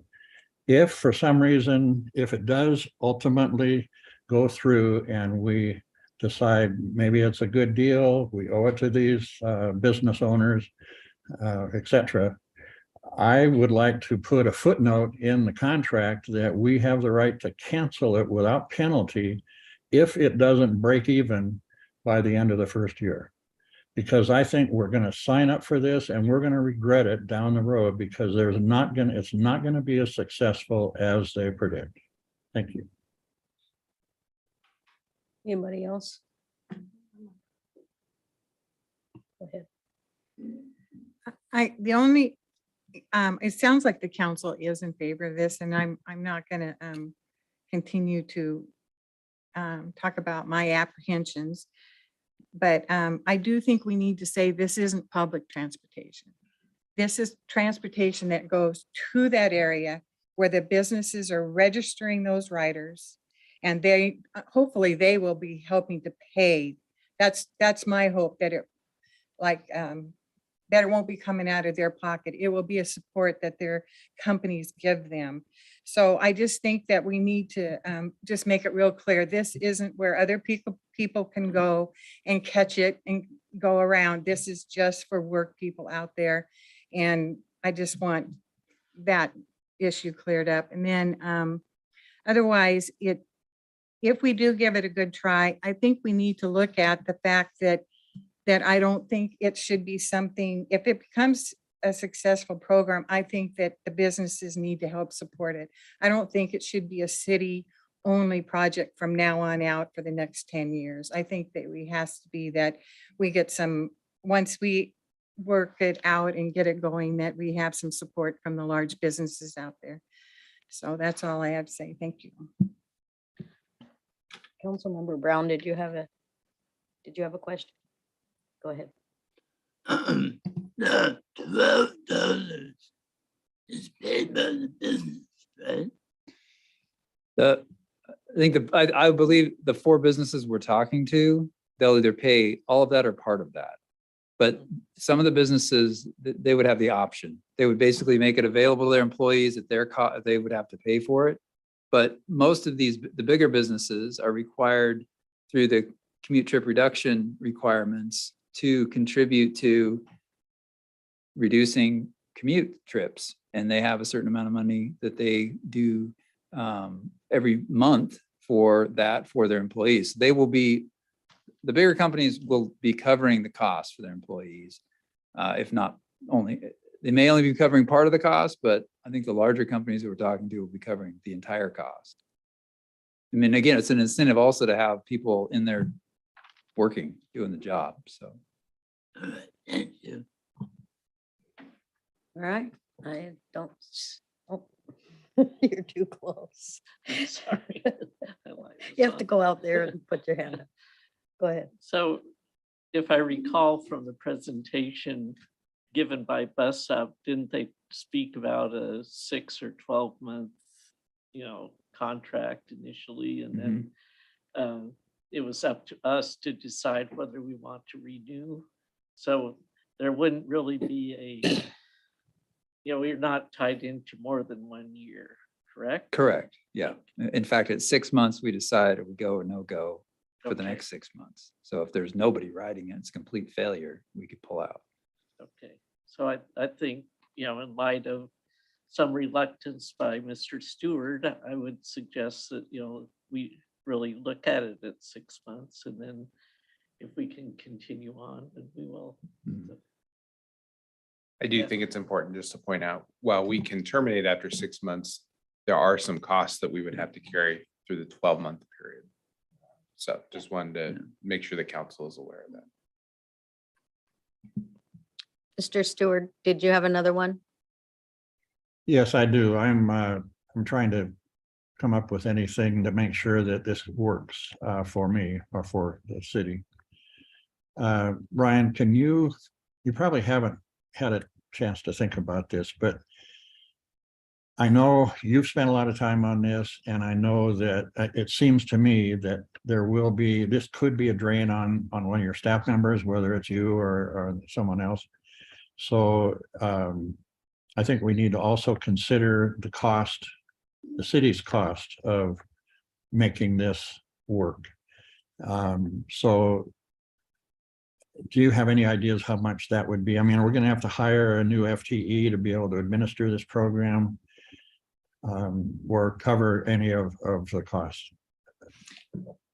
No, we're not anticipating having to hire an FTE. I will be assisting Bus Up in communicating with the businesses to kind of build that relationship. They have been reaching out to them and they've been doing, I don't know, 80% of the work, because I respond to a few of the emails and I'm checking in, but the idea is that we hire Bus Up to manage this thing. And that, yeah, there's going to be times when I need to be checking in with Bus Up, see how things are going. But for the most part, it is not intended to be a high burden on staff. I'll also just mention that the budget does include about $10,000 of startup advertising costs and marketing, because we want this to be successful. We want to make sure that we give it everything we can to spread the word early to increase riders. Go ahead. Mr. Stewart, were you done? Yes, thank you. So, Mr. Windisch, what I would like you to do, anytime there's a new project, there's always a lot of things that have to be dealt with. And I think Bus Up will probably depend on you because you're going to know the ground.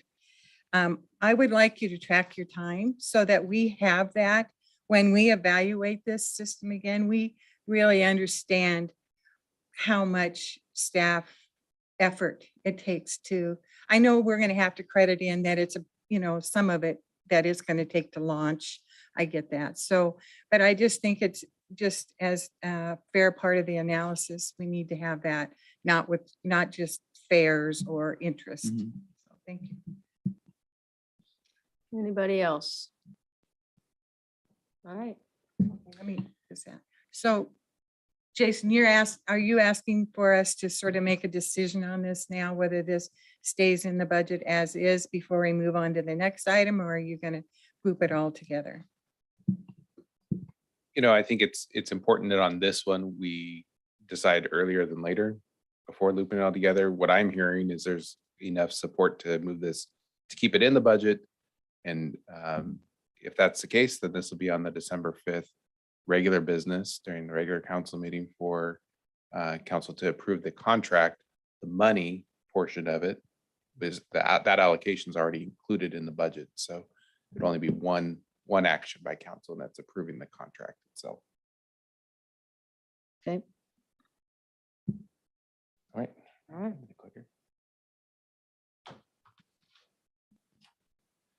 Okay, I'm gonna have Public Works come up. We'll talk a little bit about the sidewalk repair program. While they're coming up, I just want to also point out that we're going to go at a very high level today on the sidewalk program. We have scheduled a study session in January to take a deep dive into the sidewalk program, to go over all of what we've done to inventory sidewalks, as well as the code changes that were made by council about 2 years ago on street trees and how that affects the sidewalk program. But turn it over to Mr. Dahlem and Mr. Kosa. So on the sidewalks, Ryan told a story about a guy with a backpack and coming from the industrial area. So our goal is to have safe sidewalks for that guy to walk on, so he can get down to the train station. Sorry, Ryan. We've been going back and forth a little bit. So the sidewalk repair program, again, we clarified in the code that the city is responsible for all street tree damage to the sidewalks. We took an inventory of all that damage, and it's about $2.5 million for repair. So at $200,000 a year, it'll be 25 years before we get all those repairs completed. And with the $500,000 that we asked for, we could get them all done in about 10 years. And one thing I do want to clarify, this isn't the funding for the voluntary sidewalk or the ADA. This is just repairing sidewalks that are damaged by street trees. We asked for 500,000. We received 200,000. We'd like to get this fully funded. Any questions that we can answer? Or do you have I just more? wanted to add a couple statistics that we were pulling together at the last minute. Through our public works staff, we identified 456 locations throughout the city that did have some sort of sidewalk issue due to the street trees. So we're looking at trying to solve 456 separate problems throughout the city. We have essentially the $200,000 would clear about 65 to 70 of those of the 456. And then if we another $300,000, which would be another 100 essentially. So if we got the full $500,000 ask, we would be able to clear up about 170 different sites out of the 456. At the $200,000 funding level, we'd be at this like 70 out of 450. So that's a little bit of information about the sites. And we went out and identified all of those. We have them all in our GIS system of all the different locations where these are street tree specifically damaged sidewalks that don't meet ADA. I'll just add that, street trees grow every year. So while that's the number today, as they continue to grow, so will that number until we are able to get proper root barriers in and replace sidewalks as we go. And that is when we're doing these repairs, we're anticipating installing root barriers at all these locations to really try to prevent future root intrusion that's going to buck our sidewalks. Councilmember Stewart. Thank you. I love these pictures. I'm very familiar with both places. That big maple tree or whatever kind of tree it is on the right-hand picture is right across the street from the park. And you guys did a wonderful job repairing that sidewalk. That was a horrible place. The one on the left, I don't believe is caused by street tree damage. There's no trees by that. I've walked that and ridden my bike on that area for 20 years. And so how does this enter into the discussion? If it's not street tree damage, but it is sidewalk, a sidewalk that needs to be repaired, doesn't that fall under the sidewalk, what do you call it? Volunteer sidewalk program?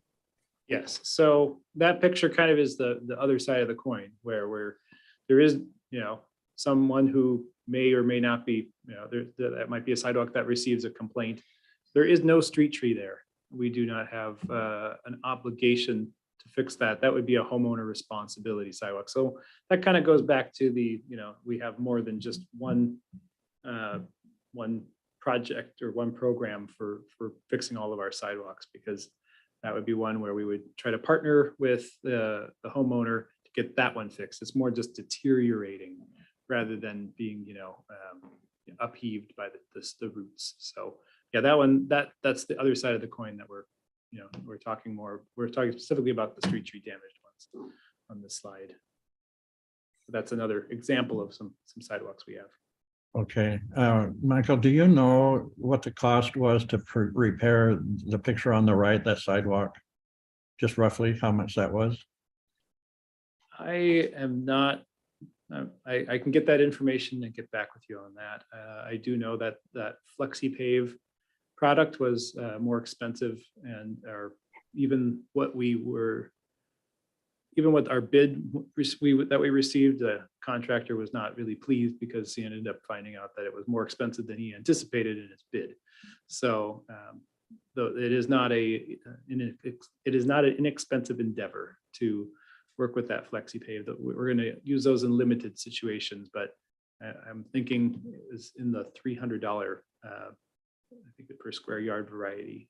I need to get that number to, I probably should go look at that number more. So I'm just quoting that. Okay, and then I don't mean to put you guys on the spot, $200,000 is a lot of money, and as Jason indicated, every year it could be higher. So if we say, there's a lot of needs, would you rather give up the chipper in order to get more money for sidewalk to street tree damage to sidewalks? So all public works priorities are extremely important. Nice cover. Funding is really important for both chipper and for sidewalks are things that, people use every day. And, whether it's your homeowner, whether it's people in the neighborhood, whether it's children, and with us taking on specific responsibility to have these fixed. We look at this program and say, well, why do we ask for 500,000? Well, we look at how long is it going to take to finish or get to a point of substantial completion. And from a public works staff perspective, 25 years is a long time to get to that threshold. So that's why we proposed something that would get us there in 10 years. We thought that was a reasonable thing to do. We know it's a big number. So And I if don't know, that didn't answer your question. I'll answer it. The chipper is life safety, right? If we don't have a chipper, we can't deal with down trees and limbs and do that in an effective way. At the same time, sidewalks could be a life safety issue too. Once we're on notice of a damaged sidewalk or one that's heaved, we have to mitigate that and then develop a plan. And the longer it sits there upheaved, the more risk we have of somebody walking down that sidewalk, tripping and becoming injured. The city has paid out through our insurance company quite a bit of money over the last decade for sidewalk trip and falls. So we are on notice. We do need to start taking meaningful steps to fixing the problem. So they're both equally important, Mr. Stewart, but the chipper is really important. As you'll learn here in a minute. It broke about 2 weeks ago, and we're lucky that it restarted. Okay, yeah, I just want one last question. If we say, and we're overly generous, so we say, yeah, we'll give you what you asked for. And 500,000, you said is 10 years to complete repair. So would you be able to spend the 500,000 in the next biennium? So that 500,000 is a 2-year commitment during this next biennium. But our total budget to repair all of those 456 locations is about 5 times that, right? It's $2.5 million or so. That's a much larger number, but we also know that we want to take this in pieces. So while this is almost like this would be the start of that process, but we would be looking at this as a continuing program for the next 10 years. Okay, so you didn't answer my question. Would you be able to spend the $500,000 in the next biennium? Yes. Okay. Yes. All right, thank you. Sorry. All right, now Councilmember Newman, sorry about that. No, thank you. So,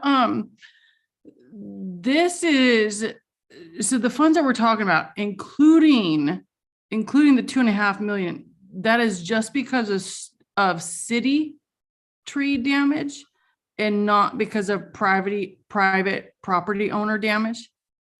Correct. Yes. Okay, so before we proceed, so I would like us to take a serious attempt to meet our obligations. But while we do so, I would find it hypocritical to find or try to get any private owner to meet their obligations. I guess where I was going is earlier, I was asking about how we help supplement or support the private property owners to improve the sidewalks in front of their homes, especially if they weren't caused by by our own tree damage. And just because I think it's like the last housing expense that homeowners want to spend, and oftentimes they don't realize they're responsible. So I wanted to figure out if we could help subsidize, even if they could afford it.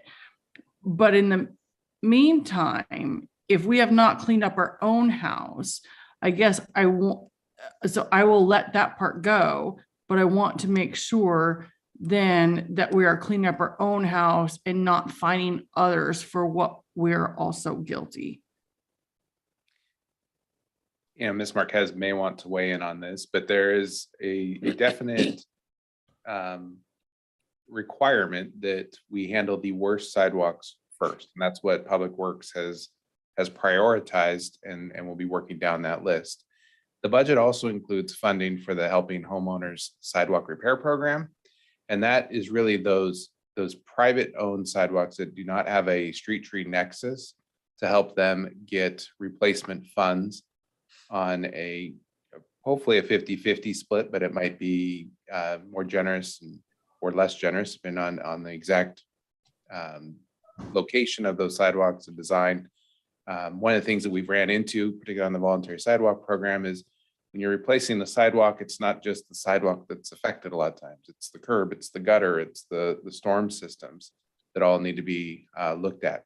So Are you telling me that's separate though, like in terms of the private home ownership, that's separate from this fund?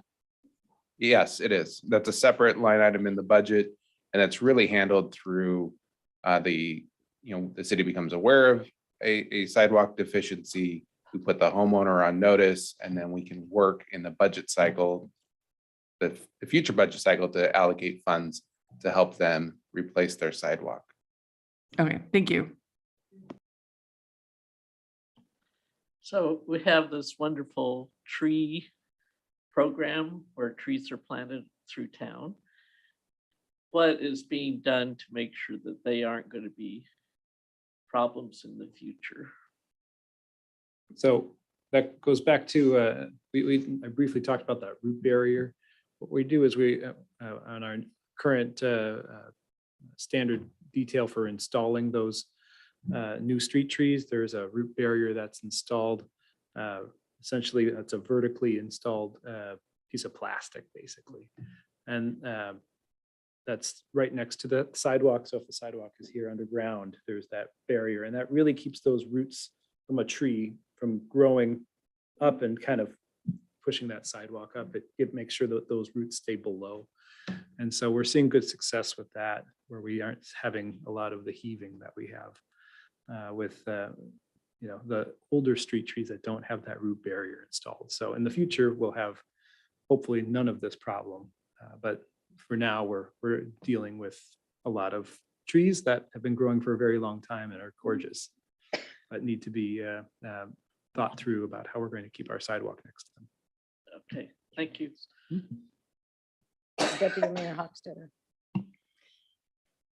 Yeah, my first question is, and I think this might be for our attorney, do we have rules now that homeowners can't park or can't plant in the parking strip? Not specifically related to that, but there are standard details that are required when any property is developed that must be complied with, and it makes it very clear that that strip is to be grass. It actually might be the Public Works staff that can comment to that better. Okay, thank you. Do you want to comment to that? You have to get a permit to put in your tree if you want to put a tree in. Oftentimes parks will go out and plant the tree. And if a tree is planted, it has to be planted per the detail, which includes the root barrier. Okay. And there's certain types of trees that you can plant there and other trees that you can't. The ones that have the roots that stay on the surface, we don't use those. So our Forestry Commission put together a list of trees that are good street trees. Okay, so thank you. What I would like to suggest or put in front of the council is to maybe take 300,000 out of the council strategic fund to supplement this and get us going down the road at a reasonable pace. So I'll see what my other council members feel about that. Councilmember Stewart. Thank you. The reason I raised my hand is I had a question. I don't know if this is appropriate to ask, but Jason and Madam Mayor, what were your thoughts about why you reduced the amount to 200,000. It's primarily to balance the budget. So, we had to cut quite a bit of the asks. 200,000 is also more in line with what we've historically dedicated towards this program. However, since I believe during this biennium is when we made the change to the street tree code, which then shifted that responsibility solely to the city. Okay, thank you. I guess I'll be the first one to comment on council members' request to take this out of the strategic reserve. I'm not in favor of doing that, but I think if we decide we want to fund it, we could use the sales tax revenue that we seem to have a lot of. Thank you. Councilmember Reed. Thank you, Mayor. I see a couple of opportunities here. One is we have the new 360,000 from the tax that needs to be distributed. Or maybe a combination of that, because I know there are a number of things still on that list, but maybe a combination of funds out of the strategic reserve and from the newfound tax. However, my only concern is making sure we have enough in the strategic reserve to be available for spontaneous matching funds for grants, which is what it's really functioned well as, making sure that it doesn't get too low in a balance there. So, for example, if we took 75 or 100,000 a year out of it toward that 500,000 that's needed, and then a portion of the new 360,000 from the property tax increase. Some type of combination. I think it definitely needs to be done. It's just a matter of finding what's the best method in funding it and still keeping that strategic fund healthy enough to be able to sustain whether they be anticipated or unanticipated grant matching. Mayor, if I could make just a procedural question to keep us on track tonight, maybe before we start trying to fund things, let staff finish with their presentations. We'll go back to the full list, and I can even provide you some insight that would support Mr. Reed's statement and kind of how to move forward. Yeah. Okay. Let's do it. The match. Good. Now.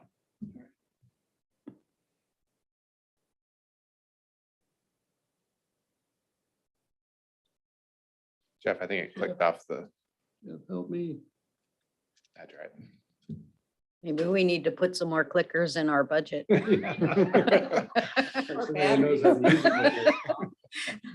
Go with the fireplace back here, but that's. Could you move those over just Jeff a little has bit, it. Jeff? No, I was kidding, Jeff, on the fireplace. Yeah, but he was just gonna up the temperature. There's nothing wrong with that. So we do use a chipper quite a bit, different things. If we have a storm, trees go down in the road, we need to chip them up and get things running again. Again, we use the park staff goes through the city and does street tree trimming to keep up on the trimming. And that's what happened this year. They were trimming some of the trees and taking down some big limbs and what have you, and got going, and then the chipper went down. Luckily, they had the part and were able to fix it, but I don't know how much longer we can continue to get parts and keep fixing it. They use it to manage trees in the parks. We use it out in the watershed and the city-owned lands. It is the only chipper that we have. It's 31 years old. And again, it's difficult to find parts for it. And we had $110,000 for the chipper. Actually, only 50% of that, 55,000 is coming out of the general fund. And then the rest we matched from the storm fund. I'll just add, I know that I might get this question from one of you. Why did we not fund this? Honestly, the chipper's been in the request list for probably the last 3 budget cycles. And we keep on saying, oh, we can get another 2 years. We can get another 2 years out of it. We're probably definitely reaching the end of the line of us being able to say we'll get 2 more years out of it. So that is why it wasn't funded. Also, just to, save the general fund 55,000.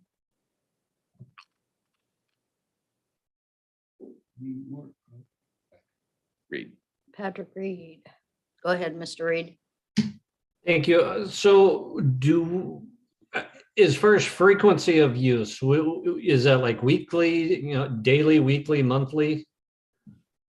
It all depends on the season. In the fall, we use it quite a bit more. So a few times a week right now, or every day during the week when they're trimming trees, the street trees. Other times during the summer, what have you, if we have a windstorm, we'll have to take it out there and clean things up with it. So it's used quite a bit. It's a tool that we must have.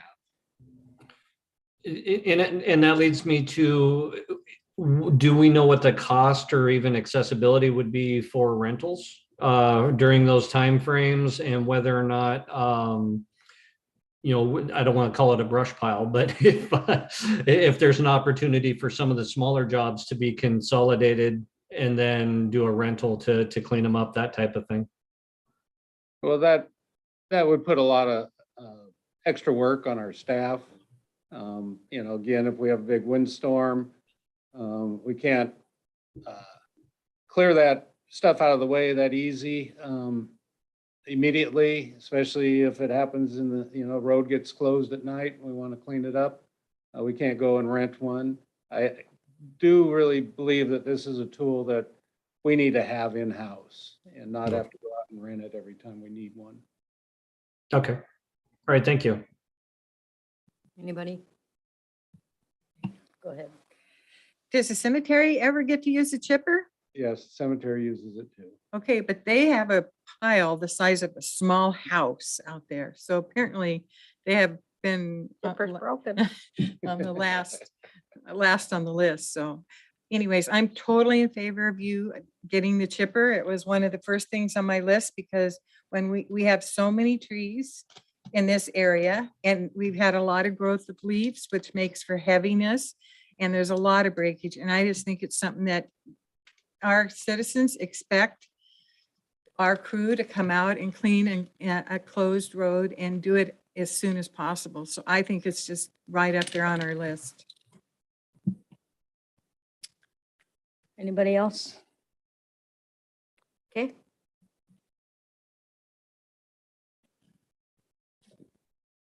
Thanks, Jeff. Last one we have is the street overlay program. We do hear a lot from the citizens about having nice roads and passable roads. We do the chip seal, we do the patching, but for a lot of the roads, especially this one like this, you see you have patches going down the road, you have alligator cracking in there. And chip seal wouldn't seal that. There's just too much alligating in there. So the best treatment for that is to grind and overlay that road. In the past, we've done our overlays with grant program. And basically the grant program that, there are some other ones, but the main one that we use comes every 2 years and a maximum of $750,000. And some of our roadways wouldn't qualify for those grants or really even be competitive if they do qualify. We do need to keep the quality of our pavement good. I think it's something that we've been lacking ever since I've gotten here. And kind of give you an idea of what 300,000 would do, it would accomplish about a half a mile of 2-lane road. So an example would be on Wood Avenue from Main to Zender. And if you've driven that stretch, it needs some loving out there. It's pretty rough. So we were asking for 300,000 to fund this program. Do you have anything you want to add? Just that right now our overlay program is a $0 program. We've never funded an overlay program. We never had an overlay program. And so we know that 300,000 is it's a large number, but it's also a small number for overlay programs. It's just something that other cities have that, they need to, you see folks that overlay their roads and usually there's a lot of local funds that go into that. So we're proposing this because we see it as something that a city of our size it's the right thing to do to preserve our roadways. So that's why we're bringing it up, and it would be a continuing program going into the future would be our hope. But even if we were to only, we say, half a mile from Wood to Zender, we would hope that we could also use, look at this in terms of, should we be trying to snowball it into a larger program over a number of years? If we were able to hold on to 300,000 for the next cycle and we'd have 600,000, it's a bigger project. So we would be looking at that and evaluating what we could do with our roadways based on having a funding for an overlay program, which I think would be a beneficial thing for our city. Councilmember Potato. So that stretch of road from Maine to Zender, wasn't a lot of that dug up because of the Puyallup water main? And would they be able to help with any of the street repair? Well, if you look at, they actually turn before this section that we were talking about. And wherever they damaged wood, they actually repaved a half a street. Oh, they did. I wish we would have got the other half too. Well, that's good to know. At least Yeah. they didn't leave a big mess. Yeah. But to me, like 300,000, I guess it is what it costs, but it just seems like a pretty huge amount for just a half a mile. Yeah, the numbers are based on essentially our last overlay project when we did Sumner Taps Highway and other projects that we've done in the past. That would seem like a conservative number to use. Okay, thank you. Councilmember Reed.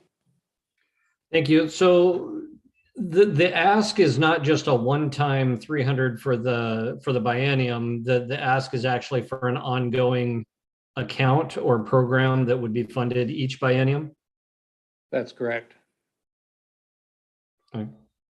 And that's what was put on at this point, has been put on hold for now because it's not one that we've had. It would be it'd be a diversion of general fund money ongoing. Yes. Councilmember Newman. Thank you. So I'm assuming, Maine to Zender, I get, so that's about half a mile, whatever, but that is north of where we be potentially making our intersection improvements.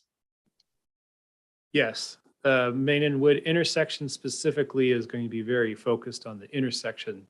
So whatever work we would do with this, if we went ahead and did Wood between Main and Zender, it would pick up where that project leaves off. It would be potentially the connections, whether it be north or south Right. on Wood. Okay, and then do we know traffic counts in those areas? We have done traffic counts. It's been, I don't have that in front of me. If I could just interrupt though for just one moment. While we're using Wood from Maine to Zender as the example, that does not mean that would be the project that we would use.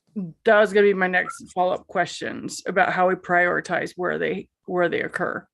Well, how we prioritize, we have a pavement management system. And so we'd be looking where's first, but also looking at ADTs. So it'd be from our pavement management system would make the call on which roads we do first. Okay, so do you know from that which ones would be first? We wanted to get the program and start looking into that. So we wanted to give you an example of how far you could get with the. Okay, but does the program exist yet or no? We have the program, yes. So we have the pavement management software program. the overlay program doesn't exist. That's the, like a program, like. Right, but the assessment for how, so what would be the criteria for how you decide where you start? Well, we do a pavement rating. And so we rate all our roads. And again, our goal is to keep all our roads at 70 or better on the scale of 1 to 100. So we'll go into that program, look at the worst roads and see if that's a good candidate for overlay program. Is volume of usage a factor? Yes, yeah, we look at the pavement rating and the ADTs, the number of trips on that road to help make that decision. And if you run the pavement program, it suggests closer to $1 million a year to keep in an overlay program. So this is actually quite a bit less than what kicks out of the computer. Okay, thanks. I would like to understand the criteria a little bit better in the future, please. Go ahead. Yeah. You too. So I'm totally in favor of us beginning a program like this. I don't know where the funding and where we would take it out of or how that would work, but I'm in favor of us doing it. I think we have been doing the best we can with what I call piecemealing to keep things up and running, but there are so many places we need to do this where we grade it off and actually put new asphalt on there. We just have a lot of streets that are in poor repair. So I'm in favor of us beginning a program or doing a program when we can, but I don't have the answers on when that would be or which bucket the money comes out of. So thank you. What is ADT? Average daily trips. Oh, Sorry. that helps. Anybody else? All right. So are we asking for yeses or nos, Jason? Not Or- quite yet. Not quite yet. All right. Oh, my presentation went away. Maybe we will.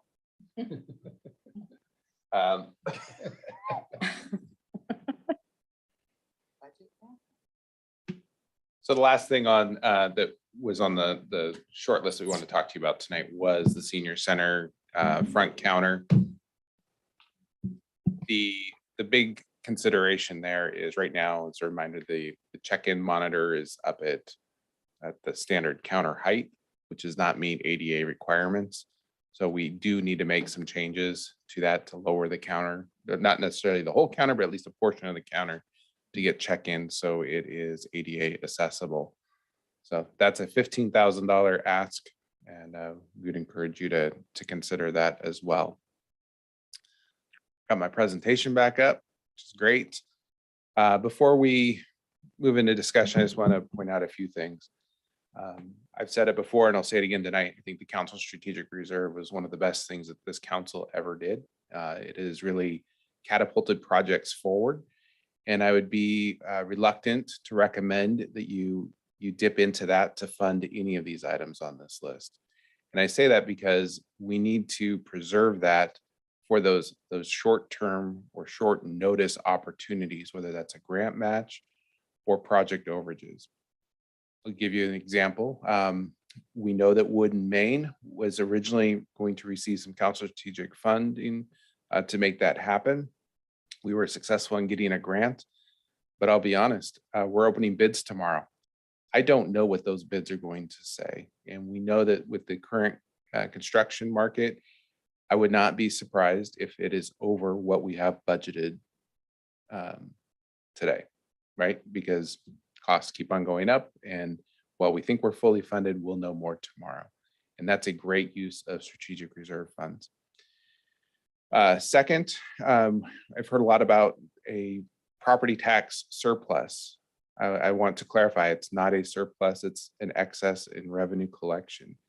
While this year we are going to have that excess revenue being collected, we have a number of big projects that are sitting out there that we know are on the horizon. And one of them that we've talked to you about is the Heritage Park remediation that we must continue to make that progress on. We are graciously, council approved a contract and some funds to move forward with a pilot project. We'll know more early next year on the success of that pilot project, but there's more financial need to get that cleaned up coming on the horizon. And last, I'll talk about property tax. I think council was bold in that they accessed the rest of bank capacity. And I think that it should be your funding stream for the items on this list, or at least your initial funding stream.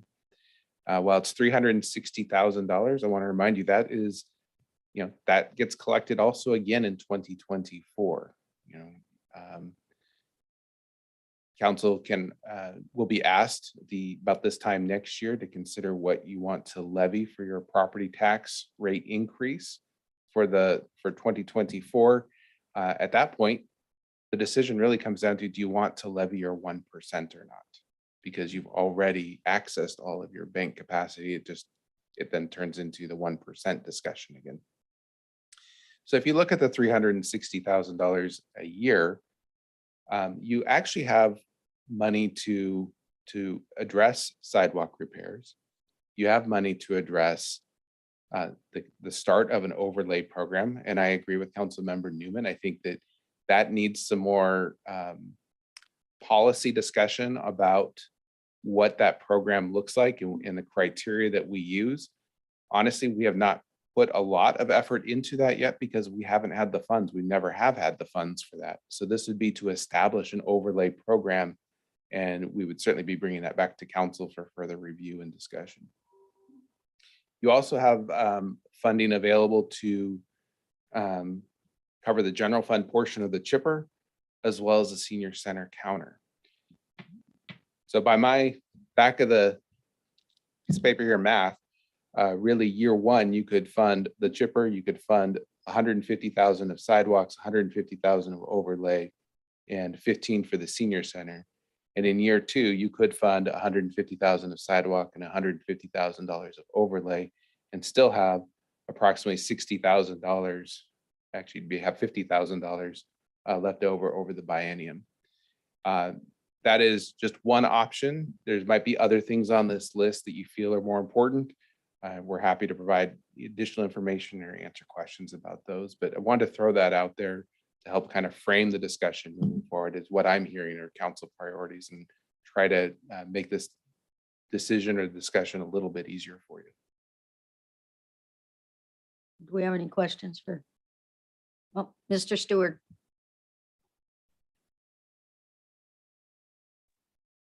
Jason, thank you for that explanation. It was well done. We can't avoid thinking about, maybe not now, but at least put this on our to-do list. When we have this long list of items needing funding, we need to look at what can we cut. And I'm opposed to cutting things that are successful, but our public, our community people want us to look at both sides of the equation.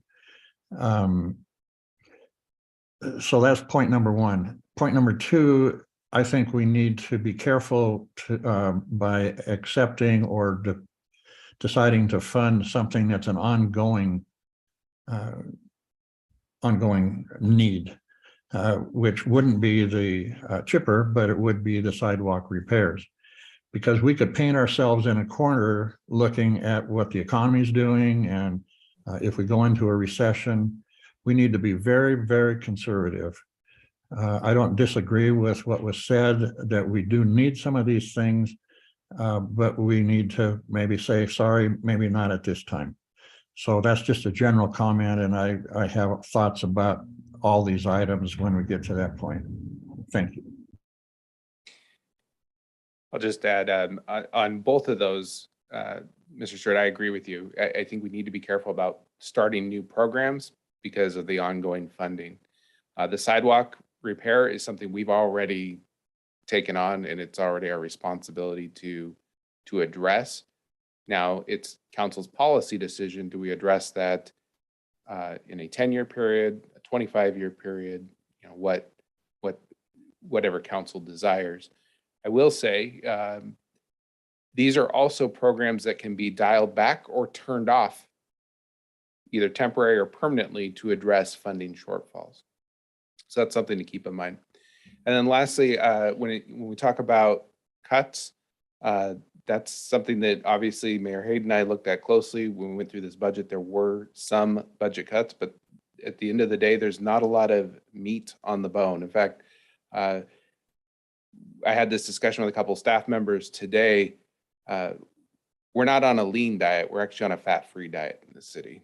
We don't have adequate backup for if one person goes out sick or quits on us. There's not even backup for some of our critical functions within the city for cross-training. That's something that we need to be better at, but we also have limited capacity to be able to do that. Staffing is our number one cost in the city outside of capital improvement projects.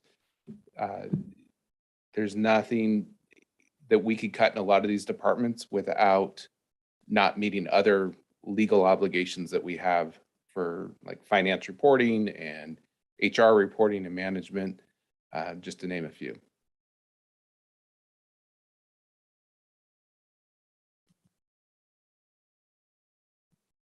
Anybody have any comments? Deputy Mayor, go ahead. I'll let Barb go. Want to go? Okay. Are You know, the mayor I'm just now? looking at that business grants. Could any of that be covered through ARPA funds? Or is that a separate? Yes, we have about $90,000 of ARPA funds remaining if council wanted or the ARPA committee wanted. That is an approved use for those. Yep. All right, now it's your turn. Okay. I really liked Jason's suggestion of how he divvied the funds out. I think he listened to us and realized what some of these main priorities were, and we've divided up what there is that we can use. And I would like to see if other people are in favor of what he suggested.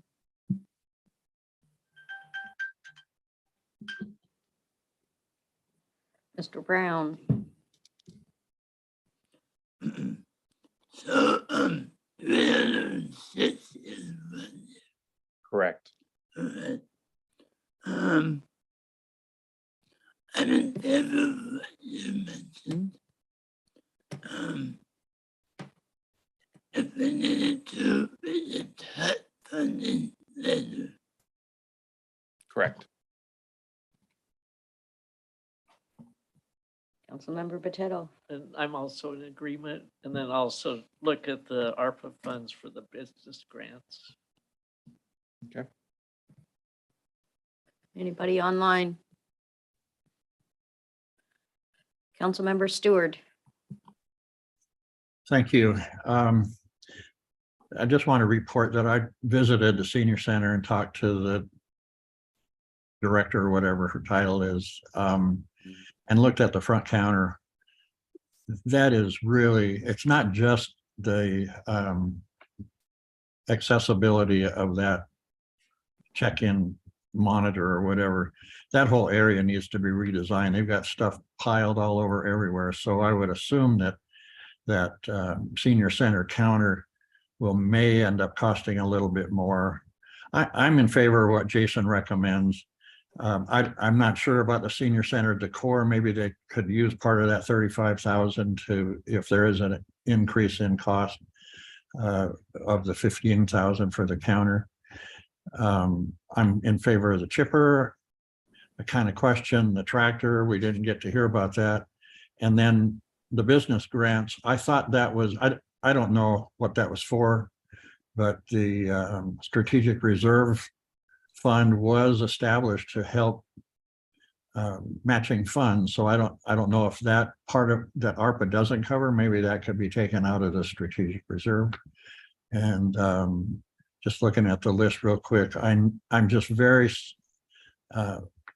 two things, the CCTV at parks, our parks are getting vandalized quite often. And if there's some way that we can assist the police in tracking down the responsible people, I think, or at least a deterrent to damage. I'm in favor of that. And the other is watershed security fencing. Even though that's a utility fund, that's got to be something that we seriously look at to protect our water source. So those are my comments. Thank you. Councilmember Reed. Thank you, Mayor. I do, matter of fact, Councilmember Stewart beat me to it. I definitely agree with the recommendations. I also agree with using the ARPA money for business grants and making the difference whole through the strategic fund, because that is something that not only, although we've only done it in one round, it was tremendous interest. And my understanding was very popular. I think economic development is always a good idea for the city, because that is where we get those sales tax revenues, and those sales tax, how'd you phrase it, Jason? It's not a surplus, so it's excess sales tax. It comes from our economic development. So I would be in favor of supporting that as well. Thank you, Councilmember Reed. Yeah, it's a distinction probably without little difference to, unless you're a finance mind. So, and I just want to clarify on the business grants for Mr. Stewart. These are the, like Mr. Reed just mentioned, they are the economic development business grants, really to encourage new businesses to locate and do improvements to vacant spaces here within the city.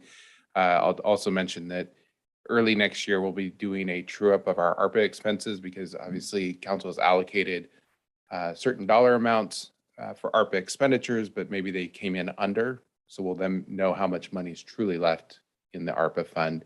And there may very well may be 120,000 in there for business grants when that happens. Councilmember Cole. I am in favor of the recommendations that Jason laid out for us, including the use of ARPA funding for the business grants.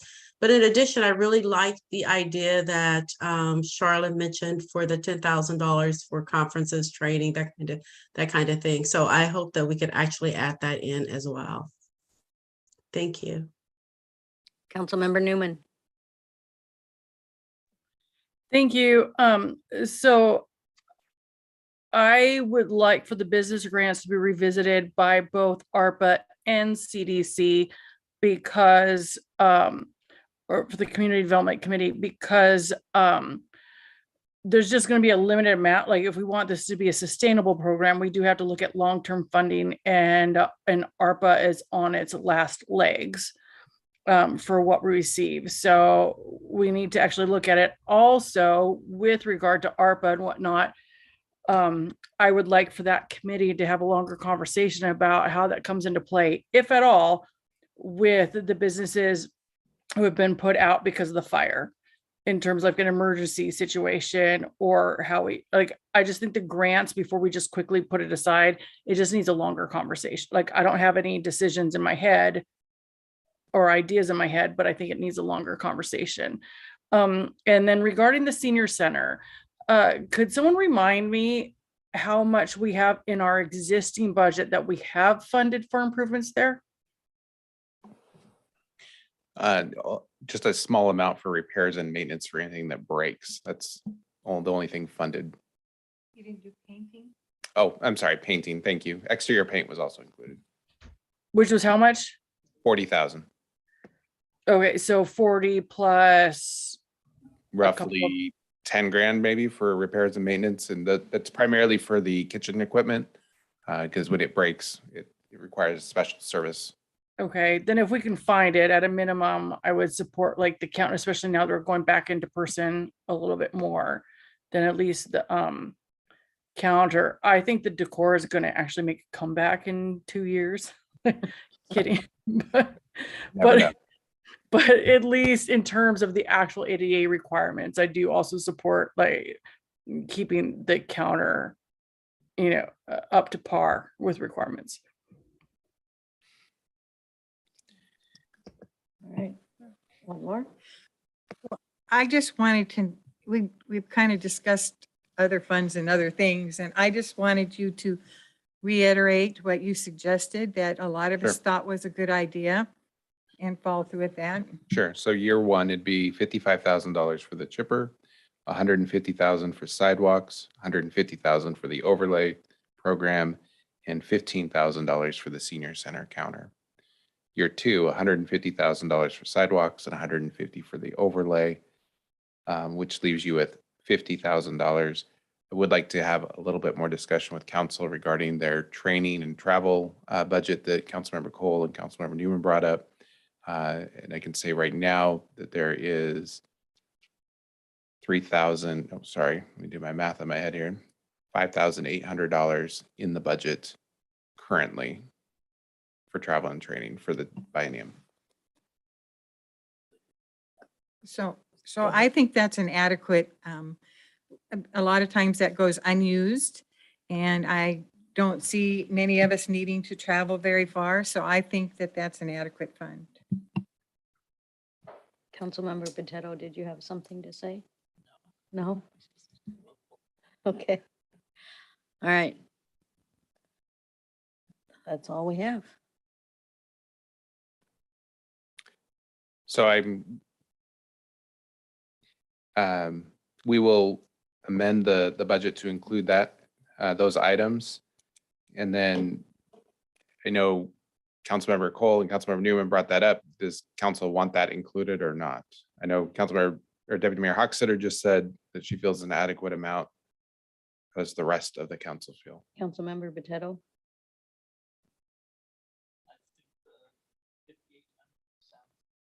Your mic's not on, Councilmember Potato, so I believe 5,800 is adequate.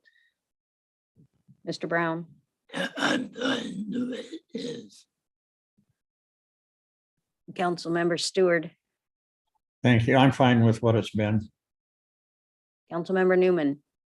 Yeah, when I asked about the conference in DC, I was told there was only $2,500 in the budget, which barely covered the hotel costs for, I think, 4 nights. And it was an extensive one. And they actually had classes and lessons specifically directed for small towns. So I was told it's 2,500. If it is, so I don't know why there's a different number now. And that's part of the reason why I was looking for an increase, because that means only one of us could barely go. And then we had to either subsidize or come up with funds for the rest of it. That said, if 2 of us wanted to go, then we would potentially run into problems. We can figure that out. But so, and also I want to remember that this is for 2 years, not for 1, correct? you're correct. And that's where I think it gets tricky. And that's why I would like to seek to double the amount, because I think of the 2 years instead of 1.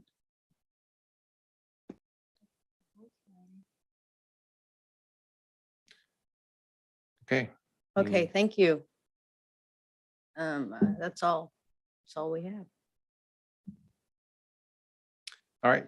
If there's any, does council have any other questions about the budget? This is the kind of last opportunity for staff to answer any other questions regarding the budget that you may have. I'm budgeted out. Anybody online have anything else to say? No? Deputy Mayor Hochstetter, we feel the same way. All right. That's it. Okay. It's your meeting, Mayor. Okay.